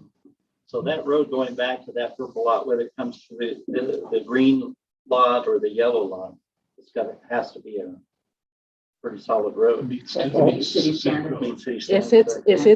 if it ends up that the home located on that is going to require emergency vehicle access back to it, then all of that kicks into place, that they have to have all that. What about the stipulation of pavement from the street to? We had that in there. Request for the asphalt. So it also needs to cover the conditions and I'm almost there. To cover let's see, wasn't there facts of finding or something? finding of fact. Finding of facts. It's my dyslexia kicking in. And subject to the finding of facts and conclusions of law and conditions. It's a village to do this one. Okay. That it? That's it. Okay, we have a motion. We need a second. Okay. Rowan Cecil will second the motion. Any further discussion? All in favor? Aye. Aye. Any opposed? Nay. Brian Marble voted nay. Okay, so we have two more items to vote on. The Ironwood construction, the Planning Commission will consider may take action on a request from Ironwood Construction for approval of a concept plan for Fox Hollow 60-unit townhome development located in the general area of 590 West, 300 South. So, Scarlett, you want to bring us up to speed on this one? And do we have, are you two here for that? Okay. So we'll give you a chance after Scarlett. So this one, you are looking at a concept approval. Because it's a multifamily development. So the Planning Commission gets involved a little bit earlier in this than a normal development. This is in the general area of 590 West, 300 South. They're proposing, the current zoning is multifamily medium, which allows 12 units per acre. The proposed number of lots is 60. That's per net acre, the 12 units, and their net acre density they're proposing is 11.83. The City Council adopted ordinance number 2020-013, annexing this parcel and assigning a multifamily zone on January 20th, 2021. This parcel contains 5.51 acres. The acreage containing non-developable sensitive areas cannot be used when calculating the density. So there's 5.07 acres that can be used for the density calculations. The concept plan was received August 13th, 2021. And it addressed conditions listed in the staff review of June 25th, 2021, except the offsite improvements stipulated as part of the annexation. And so as we go down to the key issues, we talked about that it's the 60-unit single-family attached residential development, so they're townhomes. As part of the annexation agreement, off-site improvements along 300 South are required for the development. And then we talked about the maximum number of units. We talked about the general plan concepts. We talked about where all of the findings of fact include the state code and the city codes that govern our ability to regulate subdivisions and multifamily housing. And then we get down to number 12 in the findings of fact, and that's the annexation. During the January 20th, 2021 City Council meeting, the City Council approved the annexation agreement with the following. The city will provide pipe in front of the Barlow property, and the developers will provide improvements, road base, asphalt to the edge of the city easement, and it will be installed by the developer to the engineering specifications. And you can see in the little graphic where we're talking about when this property was annexed, Barlow's did not want to annex at that point in time. They do remain a small island in the county that can be done under current annexing ordinances, or under the annexing ordinances at the time and also current. It's just that both the city and the county have to agree to allow that island. And so it was, but at that point in time, we can require, when we're annexing, we can require some off-site improvements sometimes that we don't normally get to require. One of the things that was very concerning to the council at that time was that pedestrians be able to safely walk from this development up to, I just went blank. It's not Gateway Drive there, it's Garden Drive. And that's the reason for wanting to have the piping and provide road base and asphalt to the edge, so that there will be room for people to walk along the side of the road there. And then the conclusions, we have enacted ordinances and regulations for land use and for subdivisions. The county parcel and zoning viewer indicates this property has conveyance facilities on or near it, and the irrigation companies have been notified and they will be kept in the loop. They've been working, I think Kathleen, the Blacksmith Fork has reached out. The developers have reached out to you, haven't they? Did you talk to Brian?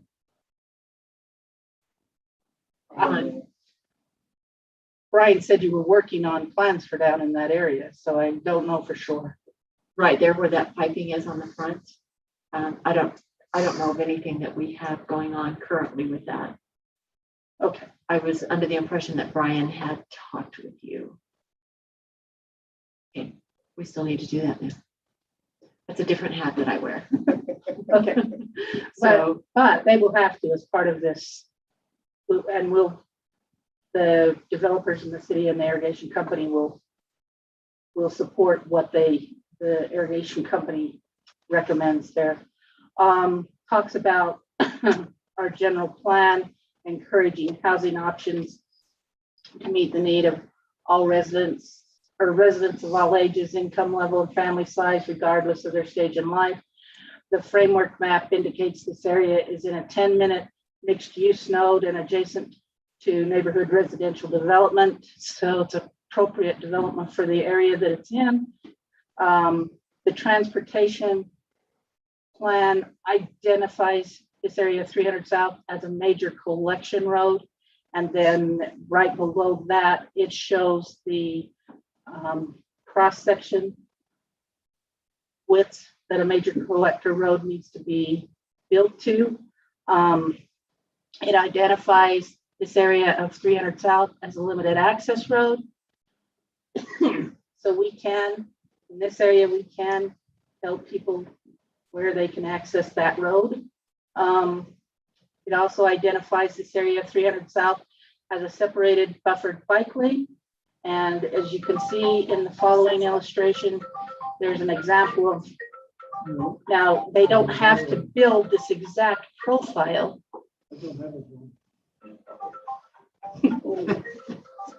That's okay. You're gonna be in trouble. She's looking for you. She's probably wondering where. Oh, it look is. at the fish. Want me to hang it up for you? That fish, man. So the example that is shown is an example of how you can utilize separated. The top example is an example for a major collector, which this road is. The second example down there is an example of a minor arterial, which is larger than this road. But the reason why I included it is so you could see how they could do a possible separated bike lane. You can see it's not a median, it's striped, and it's got the, but it's a little bit wide. It's 2.5 feet, I think. My old eyes, even with my glasses, can't read that small on the example, but that's not, okay, 3 feet. It's not that they have to build that exact one. That's just in there to show you what a separated bike lane could look like. There are sensitive areas that are labeled on the plan. They are working with, they can get into more detail. They're working with Corps on the wetland and on the stream alteration, if they end up needing a stream alteration permit. And then it goes on to identify the code as far as the requirements that they will meet in their design standards. And then this also talks about the general plan has a map in it with parks, open space, and urban trails that encourages a future trail along the water path there. And so we pointed that out. The park recreation, the Parks, Trails, and Recreation Master Plan calls for the shared right-of-way, which is the with the bike path, and they'll have sidewalks there. So either direction we go, if we can, I was at a meeting today, and they talked a little bit about the active transportation. Trails along features are just a really big thing, but we have to remember this is down in private development at this point. It's not a dedicated public trail at this point.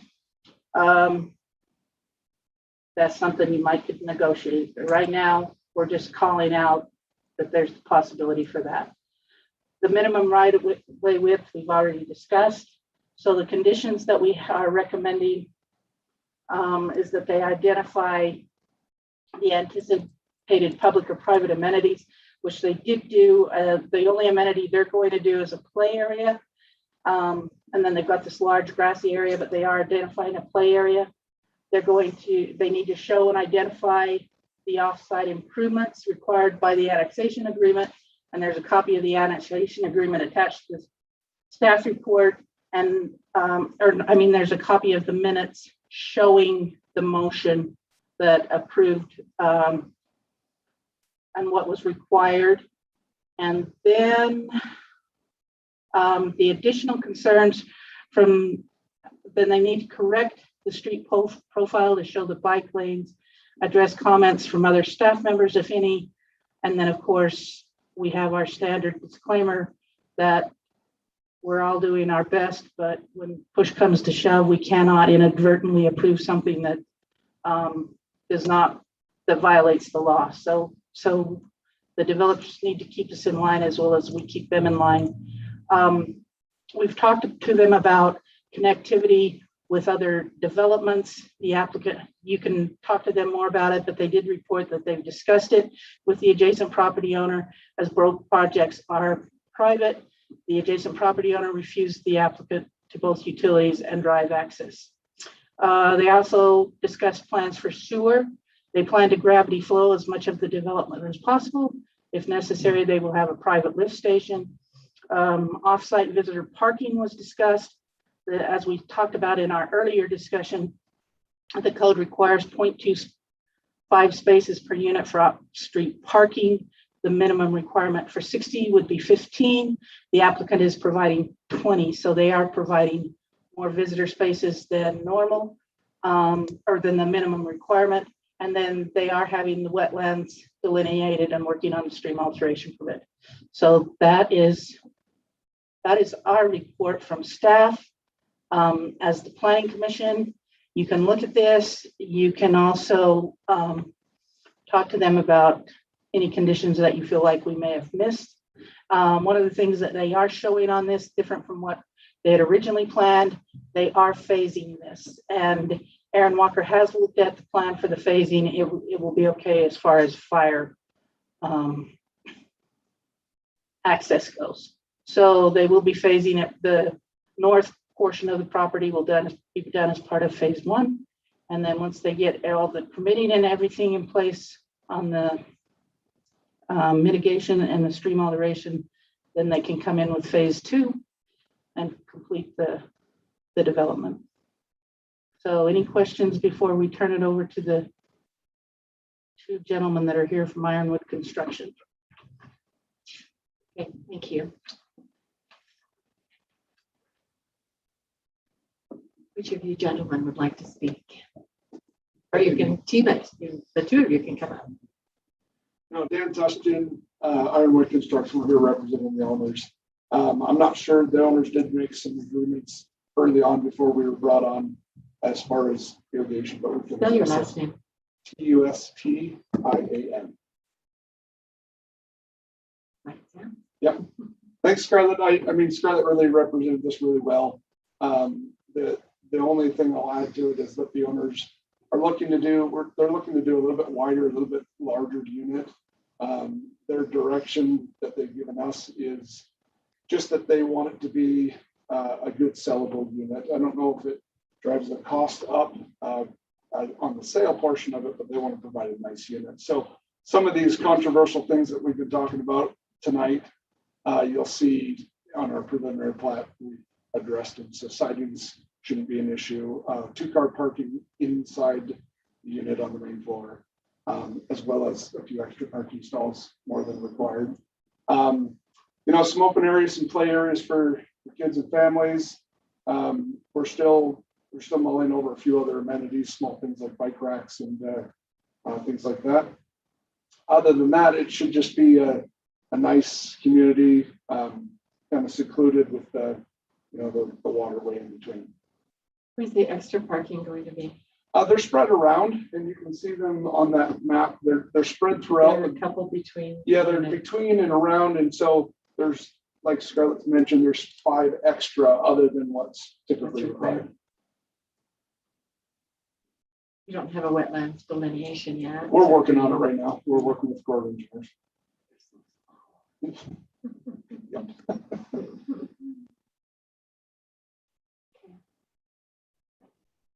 The commission members have any questions about this? I think it looks good from what was started back a while back. I think it looks good. Didn't we, this was, Mr. Hinckley brought this.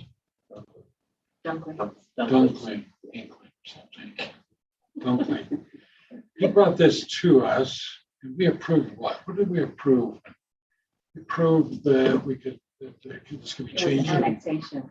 It wasn't annexation, but it was also The zone designation, one zone. the zone The designation. zone doesn't. It wasn't, it's now multifamily. It seemed like he proposed, and I know we can't hold him to it, but it seems like he proposed that they were going to build like 24 units and they were going to be allowed, 60 units. And so. But remember, when we do zoning, I know, they're not we held. don't even. They're not held to that. I'm just saying that was one of the points that came up at that time. And this is not. This is maxed out. Right, Yes, sir. you're right. Kent had some thoughts on it. He was going to have some townhomes there also, but we did not approve that. It was just something that he was Right. talking about doing. Right. But that's what I remember last time seeing, Yeah, so this talking is, about this parcel. this is quite a bit different from what came down the. Yeah. But they're within the zone. Well, and also before they weren't going to develop on the other side of the creek. They were looking at maybe selling it to the senior development. So I guess that didn't go through. Didn't pan out. One of the issues was connectivity with other neighborhoods.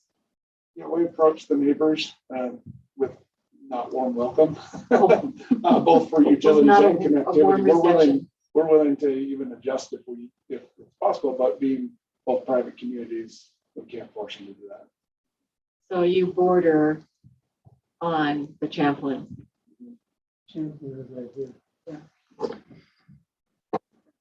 Now they have a road to the north They do, and you would have a road to the south.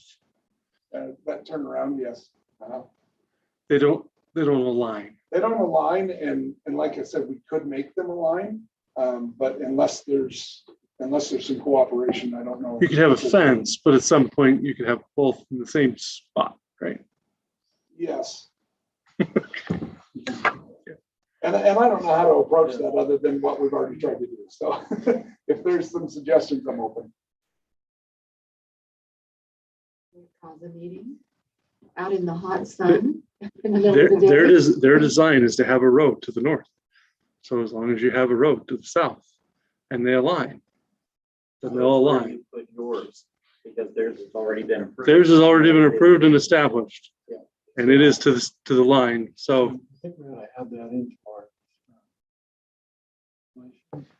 that they align. I'm not asking. Private developments, I don't know that we can do that, can we? We stipulate that those roads. do you have any opposition for them to align?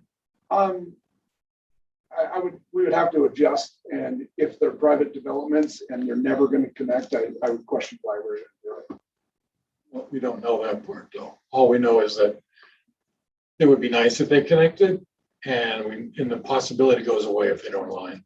But if they align, But then maybe they're afraid that we'll put other conditions on them. Do these two communities ever become public rather than private? That is always the Public roads, option. public utilities. That is always the option at some future date, right? Because what would happen is that the HOA has something that falters in it, and they don't collect enough to support the road. And those that own the HOA or that dissolve the HOA, and then who maintains the road, that's always the push for the city to have a city standard road built, because at some future point, these residents are going to figure out that they're paying property tax, which goes to pay roads. They pay an HOA that fixes their own road, and that double taxation is at some point going to click inside of some resident, and they're going to ask the question, why am I paying the same property taxes and have to pay again for my road in front of me? Now, they've hopefully had that understanding as they moved in, but it's going to happen. That question will arise at some future date.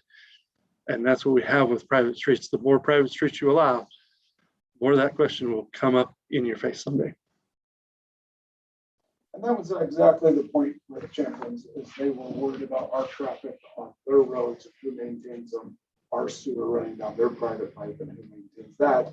But you have the same question on your road. Yeah, their traffic could come through us. We're less concerned about it. They're than more they are, but- likely to come through your road than you are to go through theirs. And that's possible. So if they're private, I would rather leave it the way it is. If we're worried about them going public, I understand aligning them. How far off are we? Do you have an idea, or? Yeah, probably 3 units or 3. 2 units is what I figured. Okay. 2 units on that first plex right there by the dumpster enclosure. If this were to be moved over to maybe here, it would align. Yeah. We're that So you don't close. really lose anything, you just adjust. I couldn't, well, I probably wouldn't make a 9 plex. So I may lose 1 or 2 units. Oh. Does that make sense? I'm not going to move them over and attach them to the 7 plex. But you'll split them down the middle or something.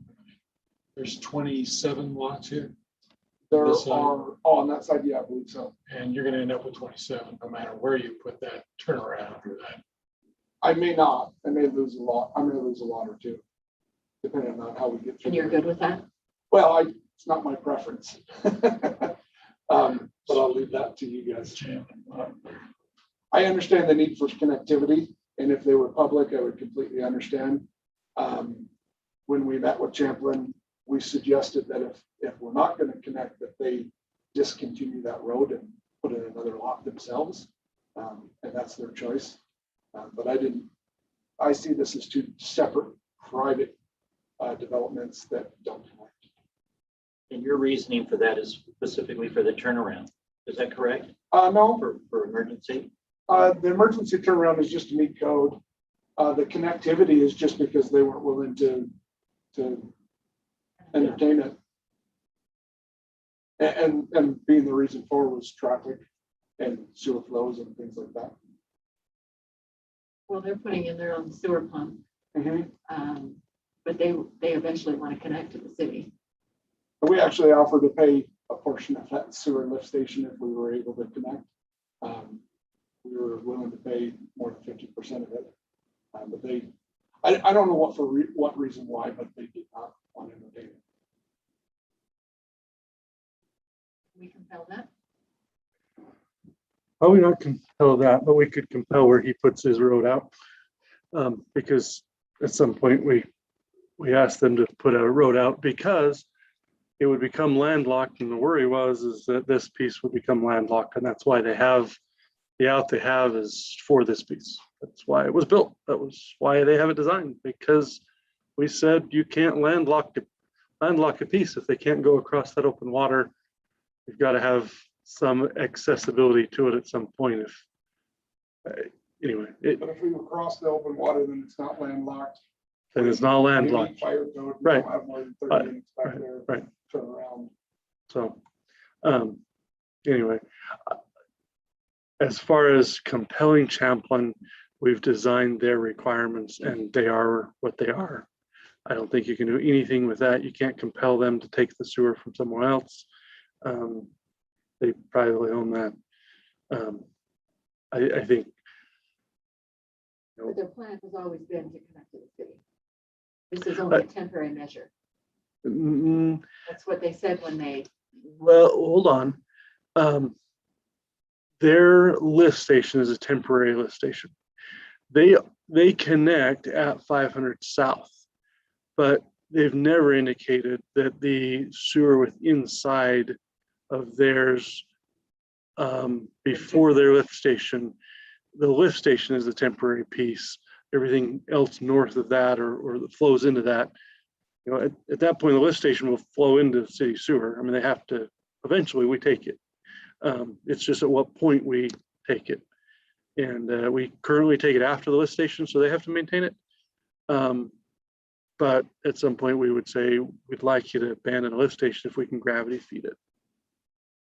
Because we'd prefer gravity feed. But we wouldn't take the interior lines, they would remain private. Correct, right. Thanks for the It question. would just be where it connected. And how it connected.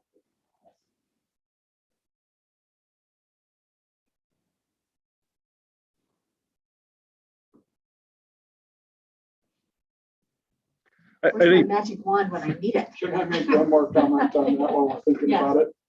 If we move that drive access and align them, which it may hinder us, but it also benefits us. I'd rather do gravity feed out to them and get some cross traffic through there.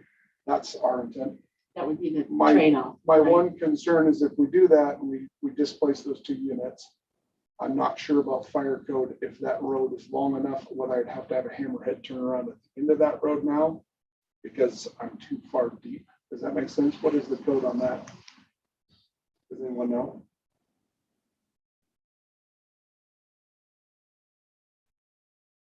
Why would your extension be deeper than it is shown right Because now? I'm moving that turnaround now further to Oh. the west. I And so know, my you're road is now utilizing that deeper. as a T. That whole back road is the T turnaround, Right. correct? but there's not 30 units. on it. So they have to have a turnaround at some point. See, he's got to, But he there- has to move on both rows. That's what you're saying? Yeah, if that road is too far deep for the fire truck to go without a turnaround, then I'd have to add another turnaround at the end. I'd lose more units back there. That's. You'd lose 2 more. So it's what's the distance that they allow the max? Yeah, and I don't know that fire code off the top of my head, but I do know there's max just there. So you're using the 2 parking spaces across from it as part of that depth? No, really just the dumpster enclosure turnaround to the south is what we're using for our fire access. But currently that road is not long enough to need anything more. So the thought process would be that the big unit would, or the big engine would come down to fight the fire back in here. They're not required 2 accesses because they've got 30 or less units, but they are required to provide the ability for the fire to get within 150 feet of all areas of the units. So it would come down here, it would come over here, it can back up and then go back out like that. And so what Dan's worried about is that if we move it over here, that may make this area to do this last unit too long for their backup distance. And that's my concern, is that we would have to provide a connection point and a turnaround, which would. Why can't things just be I simple? thought this one was gonna be easy.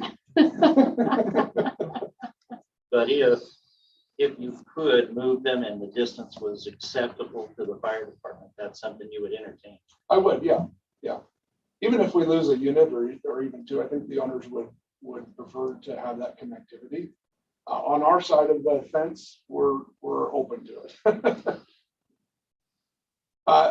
And just so you guys know, it wasn't just one quick phone call. We had a sit down meeting, and I've had the civil engineer that we're using is also working on theirs. He's reached out, and now we have excavators that are getting involved that are working on looking at both properties. They're trying to get involved because everyone wants some connectivity there. We're just not getting any headway.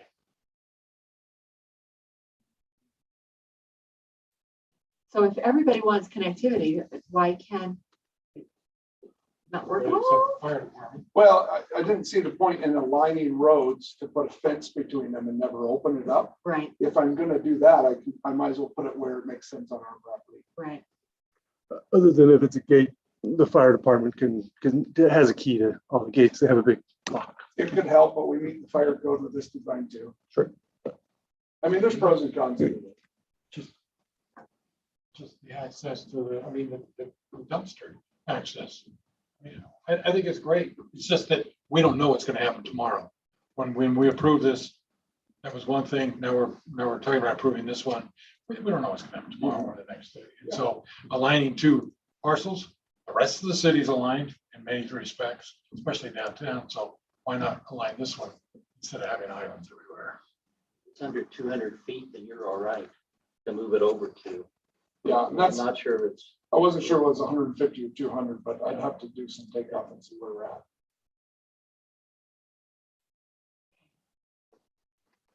But those things could be worked out in preliminary plat or somewhere else. Concept, we're still pretty high level at concept that you're talking about. So we can go ahead and approve this, but we can still come back and talk about it. I believe so, yeah. Any sidewalks in the development at all? Are there any sidewalks? Yeah, there's sidewalks. You don't see them on there, but across the front of all the buildings, there's sidewalks and connectivity. Across Every building. not Every just half of them. building. Yep, every building will have sidewalks up to the front porches and across the fronts. The back has a little bit of a 6.5 foot apron behind those garages. It's not super tight back there. Again, with the 2-car garages and everything in it. So it is that alleyway we're talking about. There isn't extra parking there, but it is a little wider than normal. And may I ask the fellow commissioners if there's any concern with 4 of the 20 parking spots being within the setback, part of the setback there at the front of the development?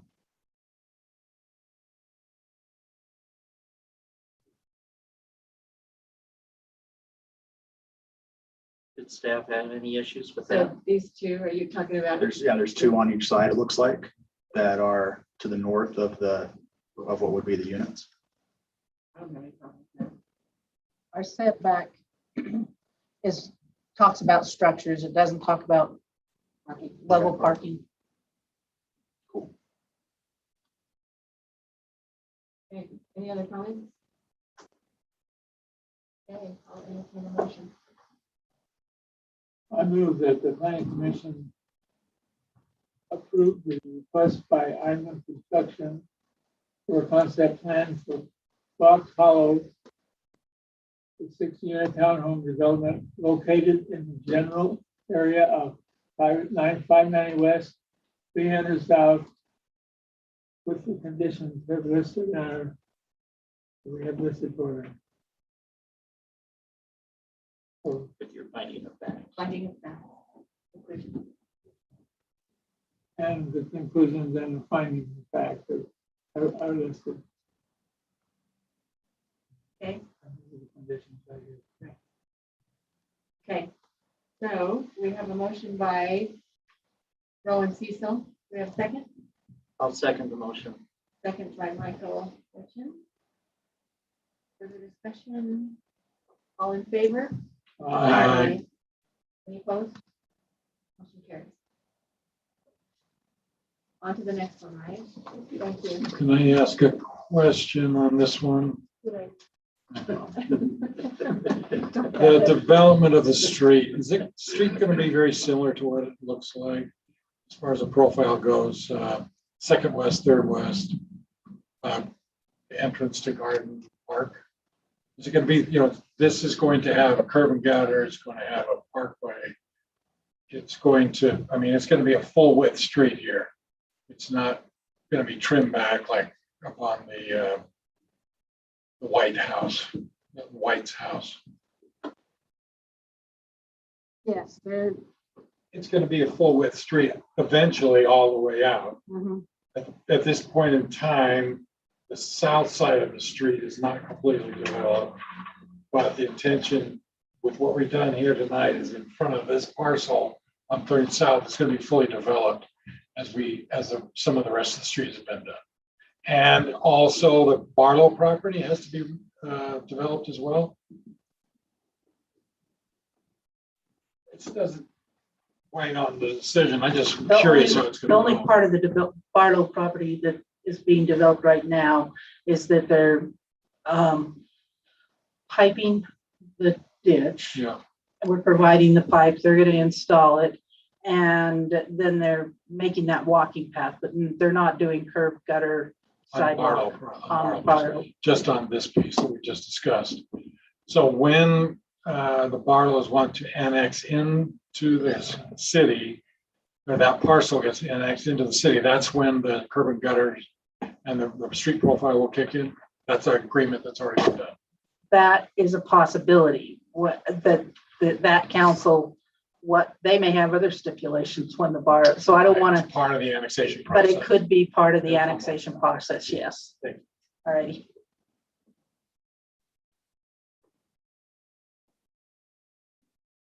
Okay. So next item is Sunrise Acres amended final plat. Thank you very much. Blacksmith Fork. Continue, Hello? Hold up, guys. Dan?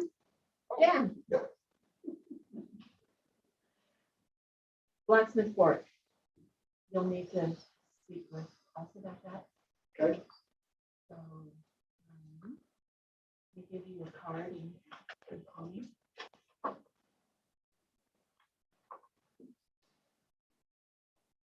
Thank you. Okay. Sunrise Acres, the planning commission will consider and may take action on a request from Robert Brown to amend the final plat for Sunrise Acres 2 and Sunrise Acres 3 by combining Sunrise Acres 2 Lot 4 and Sunrise Acres 3 Lot 8 and removing the public utility easements between the two lots located at 638 South and 646 South, 330 West. And Providence. So, got it? very similar action to what you took in the last meeting, only we were up on Eagle View Drive. One of the little bit of differences is the Eagle View Drive was all in a particular phase. This one, they happen to have the last lot on the east side of the road in phase 2 and the first lot in the east side of the road in phase 3. So they're going to have to amend both of those, but they can do it, excuse me, with one plat. So the code does allow for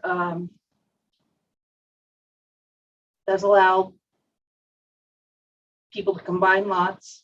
It's considered an amended final plat under our city code. State code also allows them to do that. And they do allow public utility easements to be removed. A public utility easement is different than a municipal utility easement. You can remove a municipal utility easement too, but it follows a little bit different process. That one involves the city council. The public utility easements is defined in 54.3.27. We notified the public utility companies and by written notice. The only one that responded was Dominion. They responded within 24 hours and they are fine with the removal. The others were given the appropriate amount of time. And I've been checking my emails and my mail and I've not really received any response that says that they can't do it. So no word is, we accept that they're moving forward. The Browns would like to install a pool at this time, and the pool would be would cross the existing lot lines, and that's the reason for needing to remove the public utility easement. We wouldn't be able to let them put a pool over the top of a public utility easement. At a future time, they would also like to add another structure on the lot, such as a private garage, something of that nature. But right now, they can correct me if I'm wrong, but my understanding is they're focusing on wanting to get the pool in place. Our conclusions is that the amendment to the final plat is in harmony with the zone and the neighboring developments. It indicates that all lots meet or exceed the minimum lot size of 12,000 square feet. It meets the petition requirements that we have in our ordinance. The Planning Commission is the land use authority for altering or amending a subdivision plat. You're not required to hold a public hearing in this case because the petition seeks to join 2 or more of the petitioner fee owners' contiguous lots. The utility companies were notified. No public utilities are located in the existing public utility easements between lot 4 and lot 8. There's good cause for them. One of the things that you have to do is you have to find good cause, and you can find a different good cause or you can disagree with the good cause, but the good cause that I included in the staff report is that the amendment and the removal of the existing public utility easement between lots 4 and 8 would allow the property owner to make the following improvements: build a pool that would straddle the existing property line and perhaps a pool house in the future, add on to the existing home, combine the lots, and removing the existing public utility easement will result in one large lot without a public utility easement running through the middle of the lot. Dominion Energy has sent an email previously to the approval, and the petitioner is asking to remove a public utility easement, not a municipal easement or municipal utility easement. The petition will continue to meet any applicable state, federal, city, federal codes, ordinances, rules, and regulations. And again, we have our disclaimer on there that we cannot inadvertently approve anything that would allow any laws to be violated. So we do our best homework, and we put the responsibility on the applicant to make sure that they do their best homework and they keep us in line as well. We keep each other in line. It just allows this particular property owner to utilize both lots as one large lot. So Thank you. Thank you. No questions? Question, does a lot that you're combining, are you here, right? Is a lot you're combining, does it have a sidewalk already? Or are you installing that? Can that be a condition? Thank you. Yeah, State your name. sorry, I'm Robert Brown of Providence. Thanks for your time tonight. Yeah, we're trying to do the opposite of what everyone else is trying to do right now, the opposite of a subdivision. So Sierra Homes did both these subdivisions. And yeah, we were just lucky enough to be able to snag the lot that was right next to ours. So they have installed the sidewalks already. Yeah. So, thank you.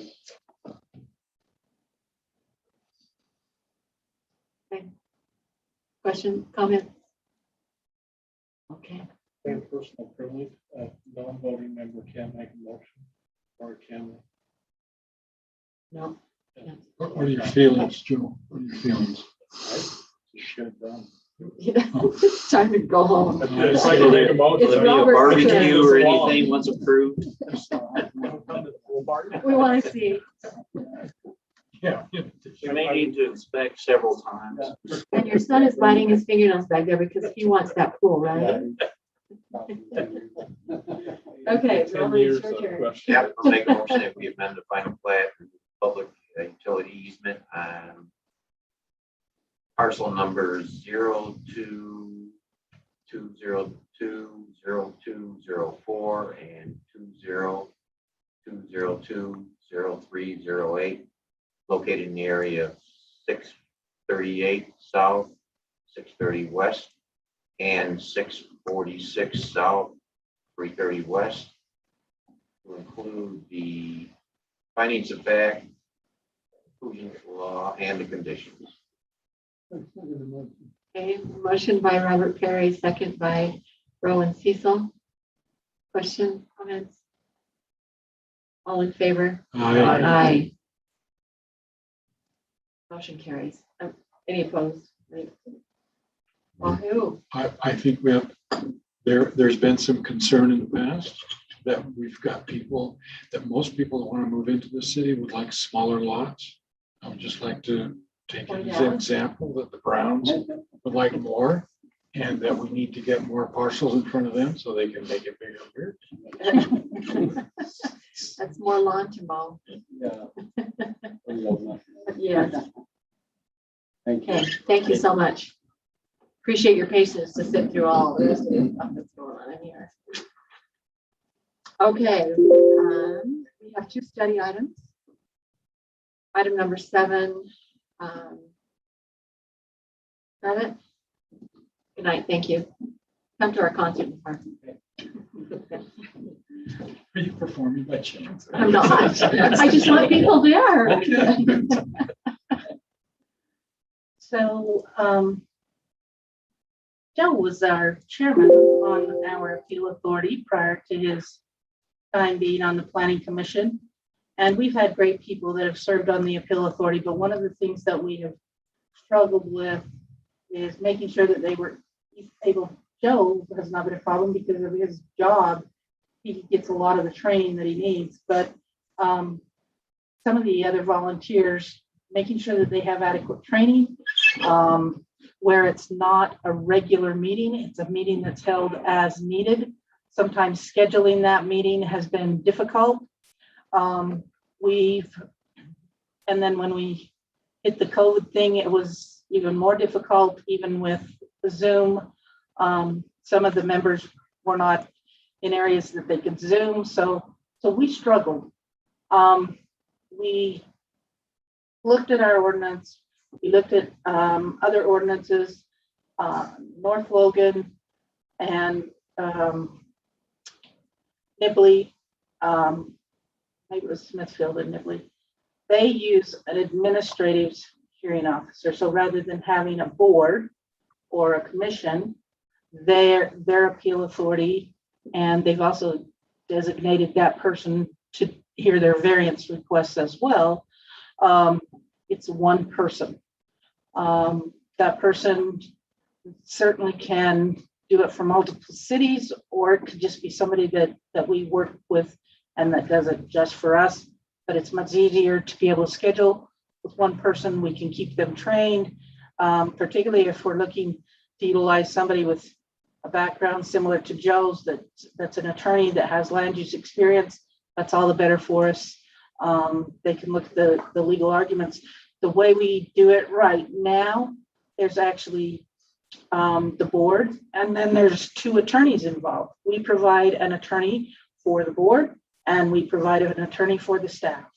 And so this would reduce city expense in that respect as well.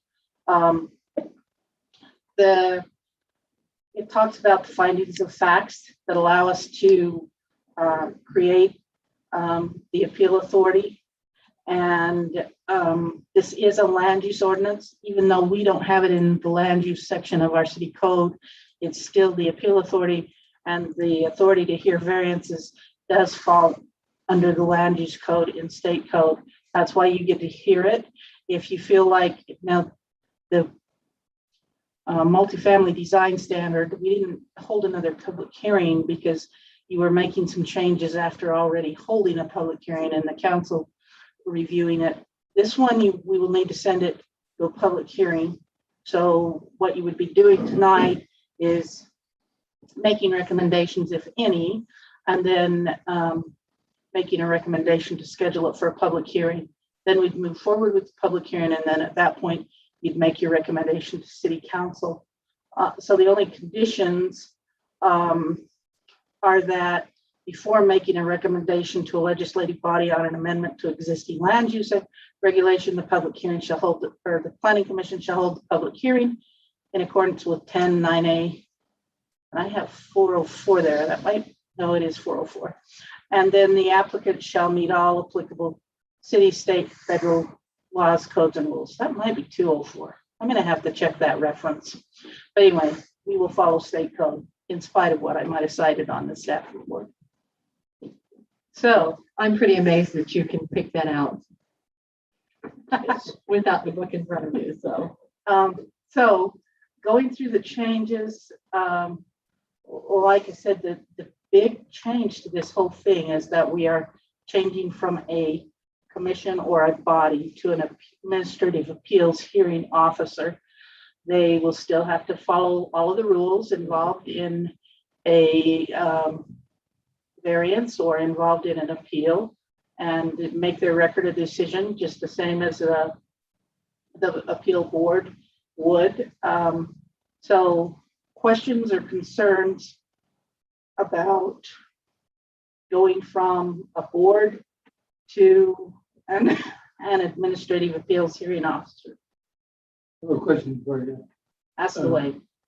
You have here say officer, you don't say officer, you say officers. Oh, I'm sorry, administrative appeals hearing officer. It's written here, administrative appeals hearing officers. Are you finding that more than one? Just in the agenda. In your item number 7 on the agenda. Oh, on the agenda, it's just a typo. Oh, okay. He's correcting your English. We could have more than one, though, if you wanted to designate an appeals hearing officer for appeals, or excuse me, an administrative hearing officer for appeals. And the council could also designate an administrative hearing officer for variances. They don't have to be the same person. You could designate a different person to hear each type. So is this a proposal to combine the two? I mean, it's the same person. This is a Could proposal, hold. right? The current appeal authority rules on both appeals and variances. So the only thing we're doing on this one is changing the body to a body of several members to a body of one. The other thing with multiple is you could have assign a primary and a conflict. If there's a conflict that the primary has, that you could have the second one. So if we had, say we had Smith Harvickson be our appeal hearing, that's Craig Smith is doing our he's the attorney for our appeals authority now. So if we assigned him to be that, then, you know, maybe Craig could be the primary, but Harvison, which I don't remember his first name. You correct me, I don't remember. You know, Dave, I don't, anyway. So at that point, his partner could be to fill in a conflict, or we could have somebody else that is that second, if there's a conflict. So it could, there could be two. Single person would make the decision. We just have two in the wings. Potentially, maybe we would, I mean, it's potential we have our justice court judge and you know, the firm of Smith Harvickson, or we could pick some of that, or there could be more than one, but only one would hear the hearing. It would only come to one to hear it. This doesn't. You're talking about officer. I was wondering if there was a duplicate with the S on them.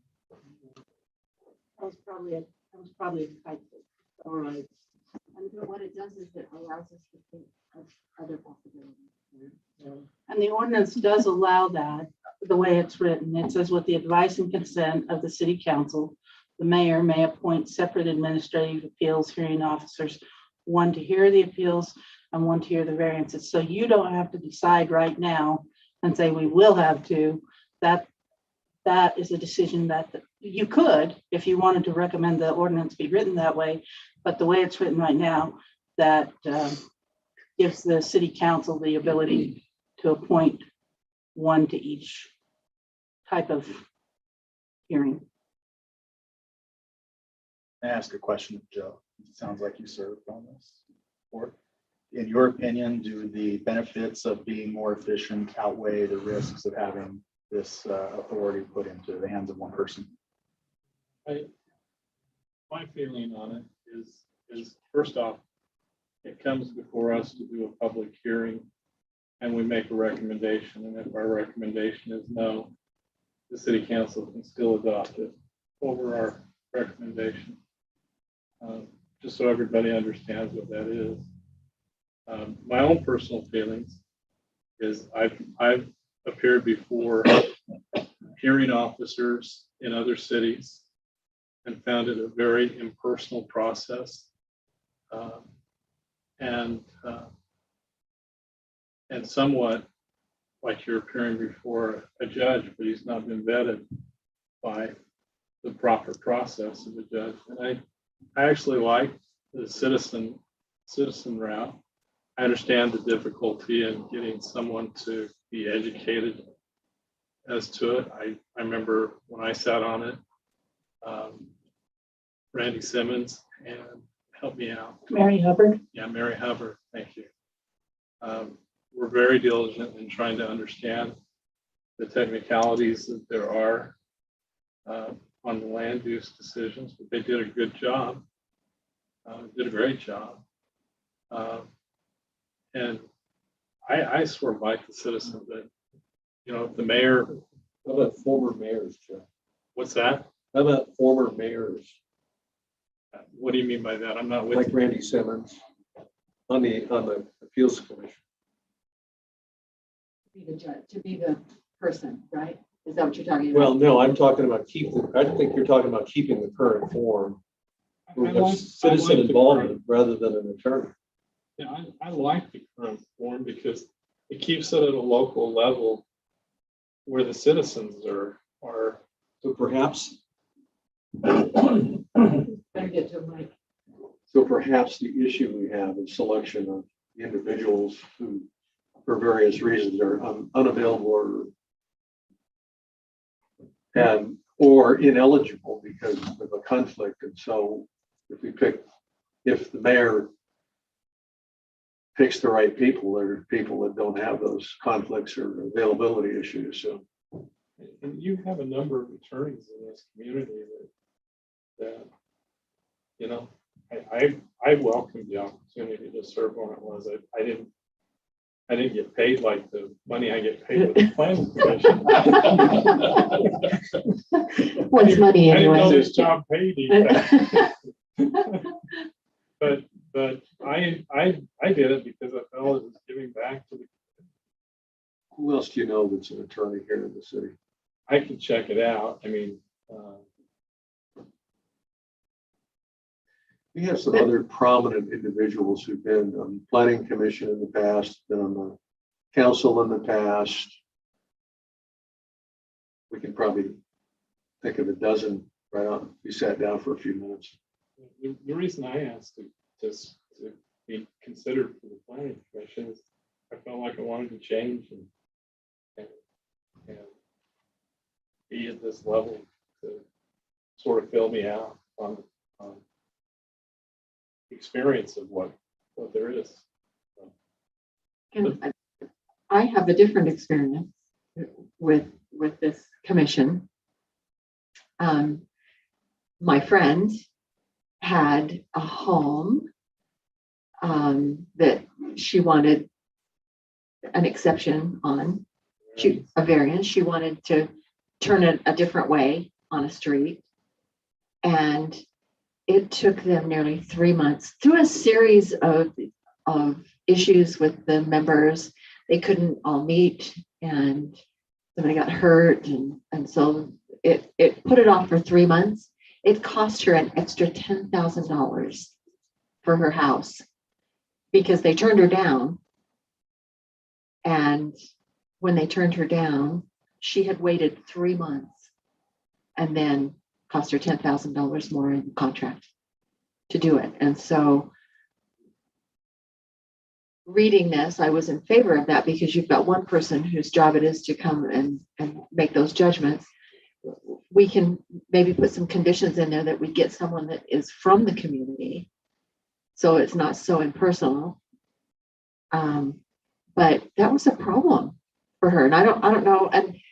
And also, they made the same decision on somebody else where they granted that type of thing for that other person, but they didn't grant it for this person. So it was inconsistent. And those are the specifics of Right. each case that it's Right. hard to It's hard compare to, apples to right. apples and apples to oranges. yeah. So that's my experience. I went before the commission on my window wells, but come to find out, I didn't even qualify to even go in front of that body. The ability to grant a variance is very restrictive to the Right. appeals authority. Right. You have to meet 5 Certain or 6 conditions, yeah. conditions. Right. I didn't meet those and I didn't know that, going in, but that's my experience. I would say we just move forward and get the public hearing, and see what the public says. That, and come 9 o'clock, my wife said I have to be home tonight. Oh, I remember my wife said.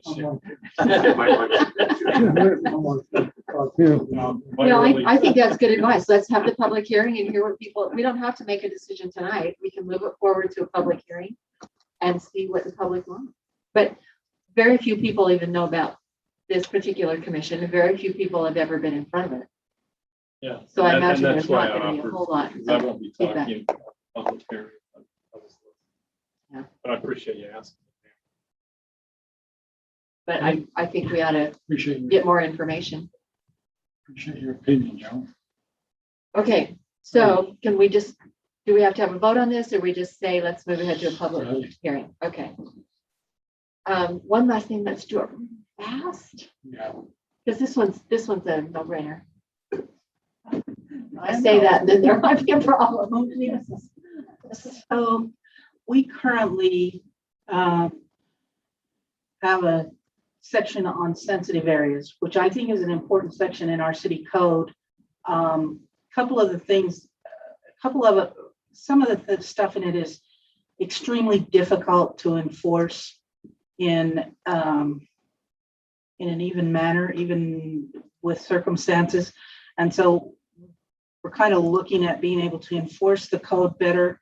One of the things that we require when somebody's lot or a portion of their lot, even if it's outside of the building envelope, if there's a sensitive area on their piece of property, they get to come before the Administrative Land Use Authority. Now, the Administrative Land Use Authority is made up of me. I'm the Administrative Services Director and I chair it. And then we have the city engineer and the Public Works Director. So we don't have as much problem as far as availability goes. Every once in a while, we have to do some creative scheduling, but because of those positions, we're already keeping up on the training and stuff. So we do have scheduled meetings. We have enough of these conditional uses that we meet on the second and the fourth Wednesdays. And sometimes if we get them backed up, we meet on an additional Wednesday to make sure that we can stay on top of things. The vineyard is an example. Going through the vineyard, they had to meet certain requirements because of the high groundwater level in their development. They had to put in a land drain. And through that subdivision process, what that did is that gave them the ability to build the subdivision. The infrastructure, the conditional use for the infrastructure was taken care of as part of the subdivision process. However, every single building that they come and ask for a permit for has to go through that same conditional use process.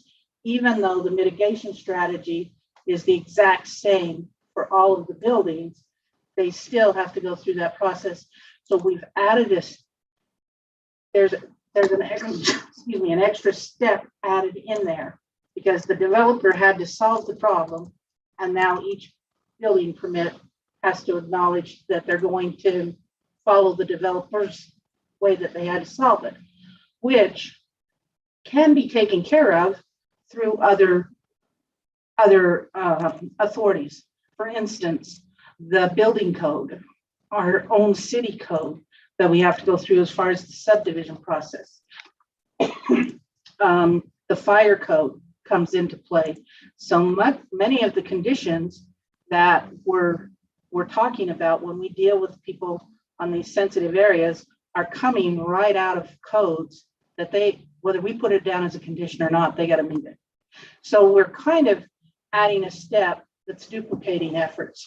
And we feel like, especially with the way the legislature is encouraging communities to streamline, they still want us to take care of business. They don't want to turn everything over and let it just go willy-nilly, but they want us to streamline our procedures for development and building to help reduce costs. And so this is one way that we're recommending.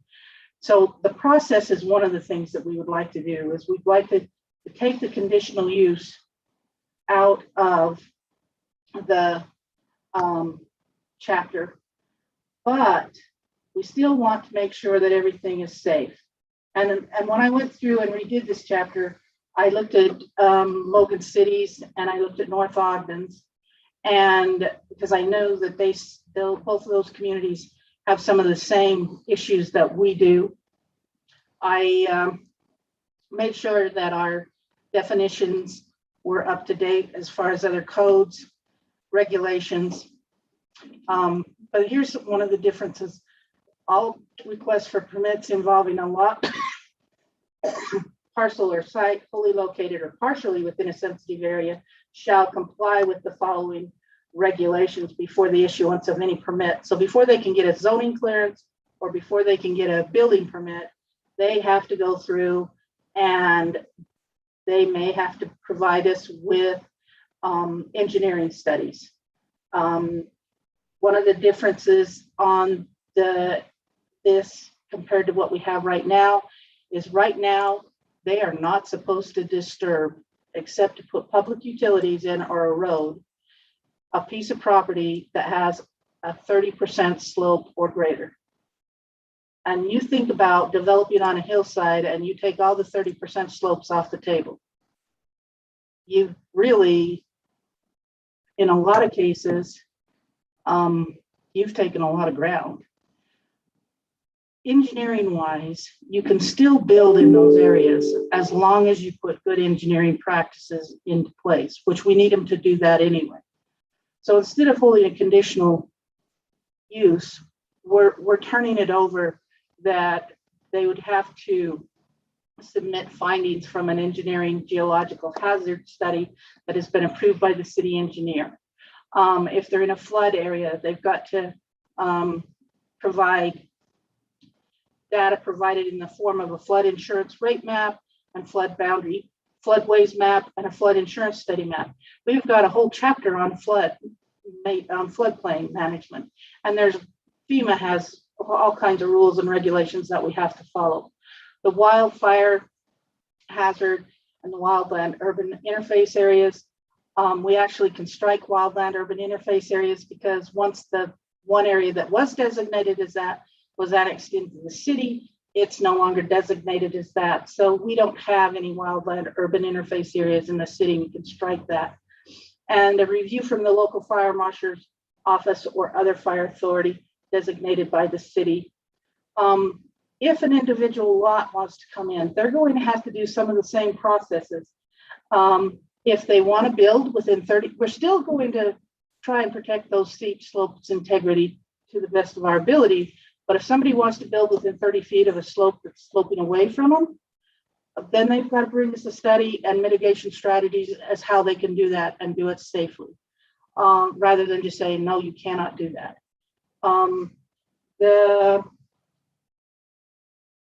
Those are the big things that I really going fast through it, but I'm trying to hit the highlights. Since I'm 5 minutes late, Joe's wife's going to be really mad.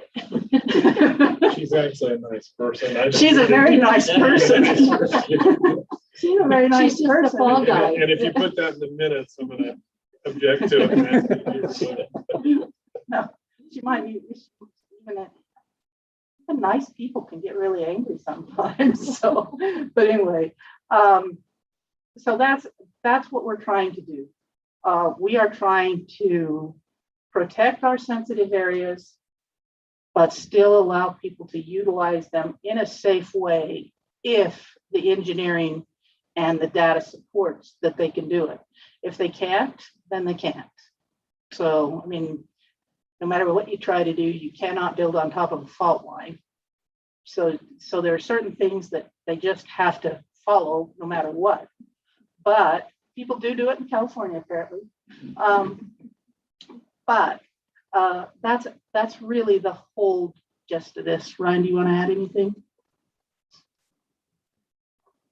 I think you've done a great job.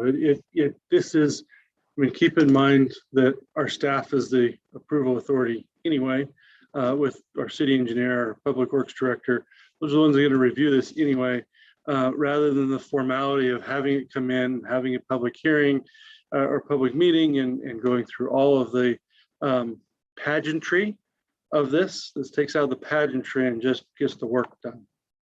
I like it because it simplifies the system for people to be able to get through the process without redundancy. So I'm totally in favor. One other comment I would like to make on it. The term conditional use is misunderstood, and I've said this before, but I'll say it again, and that's one of the other reasons for taking it out. A conditional use is a permitted use. The council's already decided that whatever it is they're asking for, they can do it. It's just that they have to do, if there's conditions that need to mitigate whatever it is they're trying to do, it's just like the inner block. It's permitted, but if there's conditions that help make it be better, you can put conditions on it. Often people think because it's conditional use that the body hearing that can turn it down. The only way we could turn it down is if they truly could not mitigate the problem. And so getting rid of the conditional use lets people know right up front, we're going to permit this. They're going to have to do it to code. They're going to have to do it safely, but it is permitted. It kind of takes that gray area out where people that don't understand conditional use get confused and frustrated because they think we're allowing things that we shouldn't, when the opposite is true. We can't stop it as long as they can mitigate it. So that's one of the big factors. Nancy, the building on the falls. Hollister, California, literally, they built this house on the San Andreas Fault. And I was there, and 10 feet, just like this, 10 feet, right down the middle of the house. And they left it, filled in the walls and left the house with 10-foot Crooked. improvement in it. There you go. It happens. Okay. Questions, comments? How many faults have we got in the city of Providence? One big one. Well, I think Well, we just have or do one they big just one. come up? There's one big one. We just have, or do they come up, or do they just keep finding new ones? But it affects everyone. They've identified, USGS maps have identified one that runs along the east bench. However, I will say, in the fault studies that have been done, because we do make someone do a fault study every time, they have not actually, I think one may have, but at least 3 of them have not actually found the fault. So what they're doing is they're saying, we can't find it. So this area is within 50 feet of where we're looking, it's fine. So we haven't actually found it, to my knowledge, but it is identified that it runs somewhere along the east side of the community or up on the mountain. Being a geologist, we do have faults in Providence. But to identify the fault is extremely difficult. Obviously, if USGS can find it, so. If I Okay. were a voting member, I'd move the question. I move that we, Okay, I'm waiting for them. no, this is a study, so we don't need anything, right?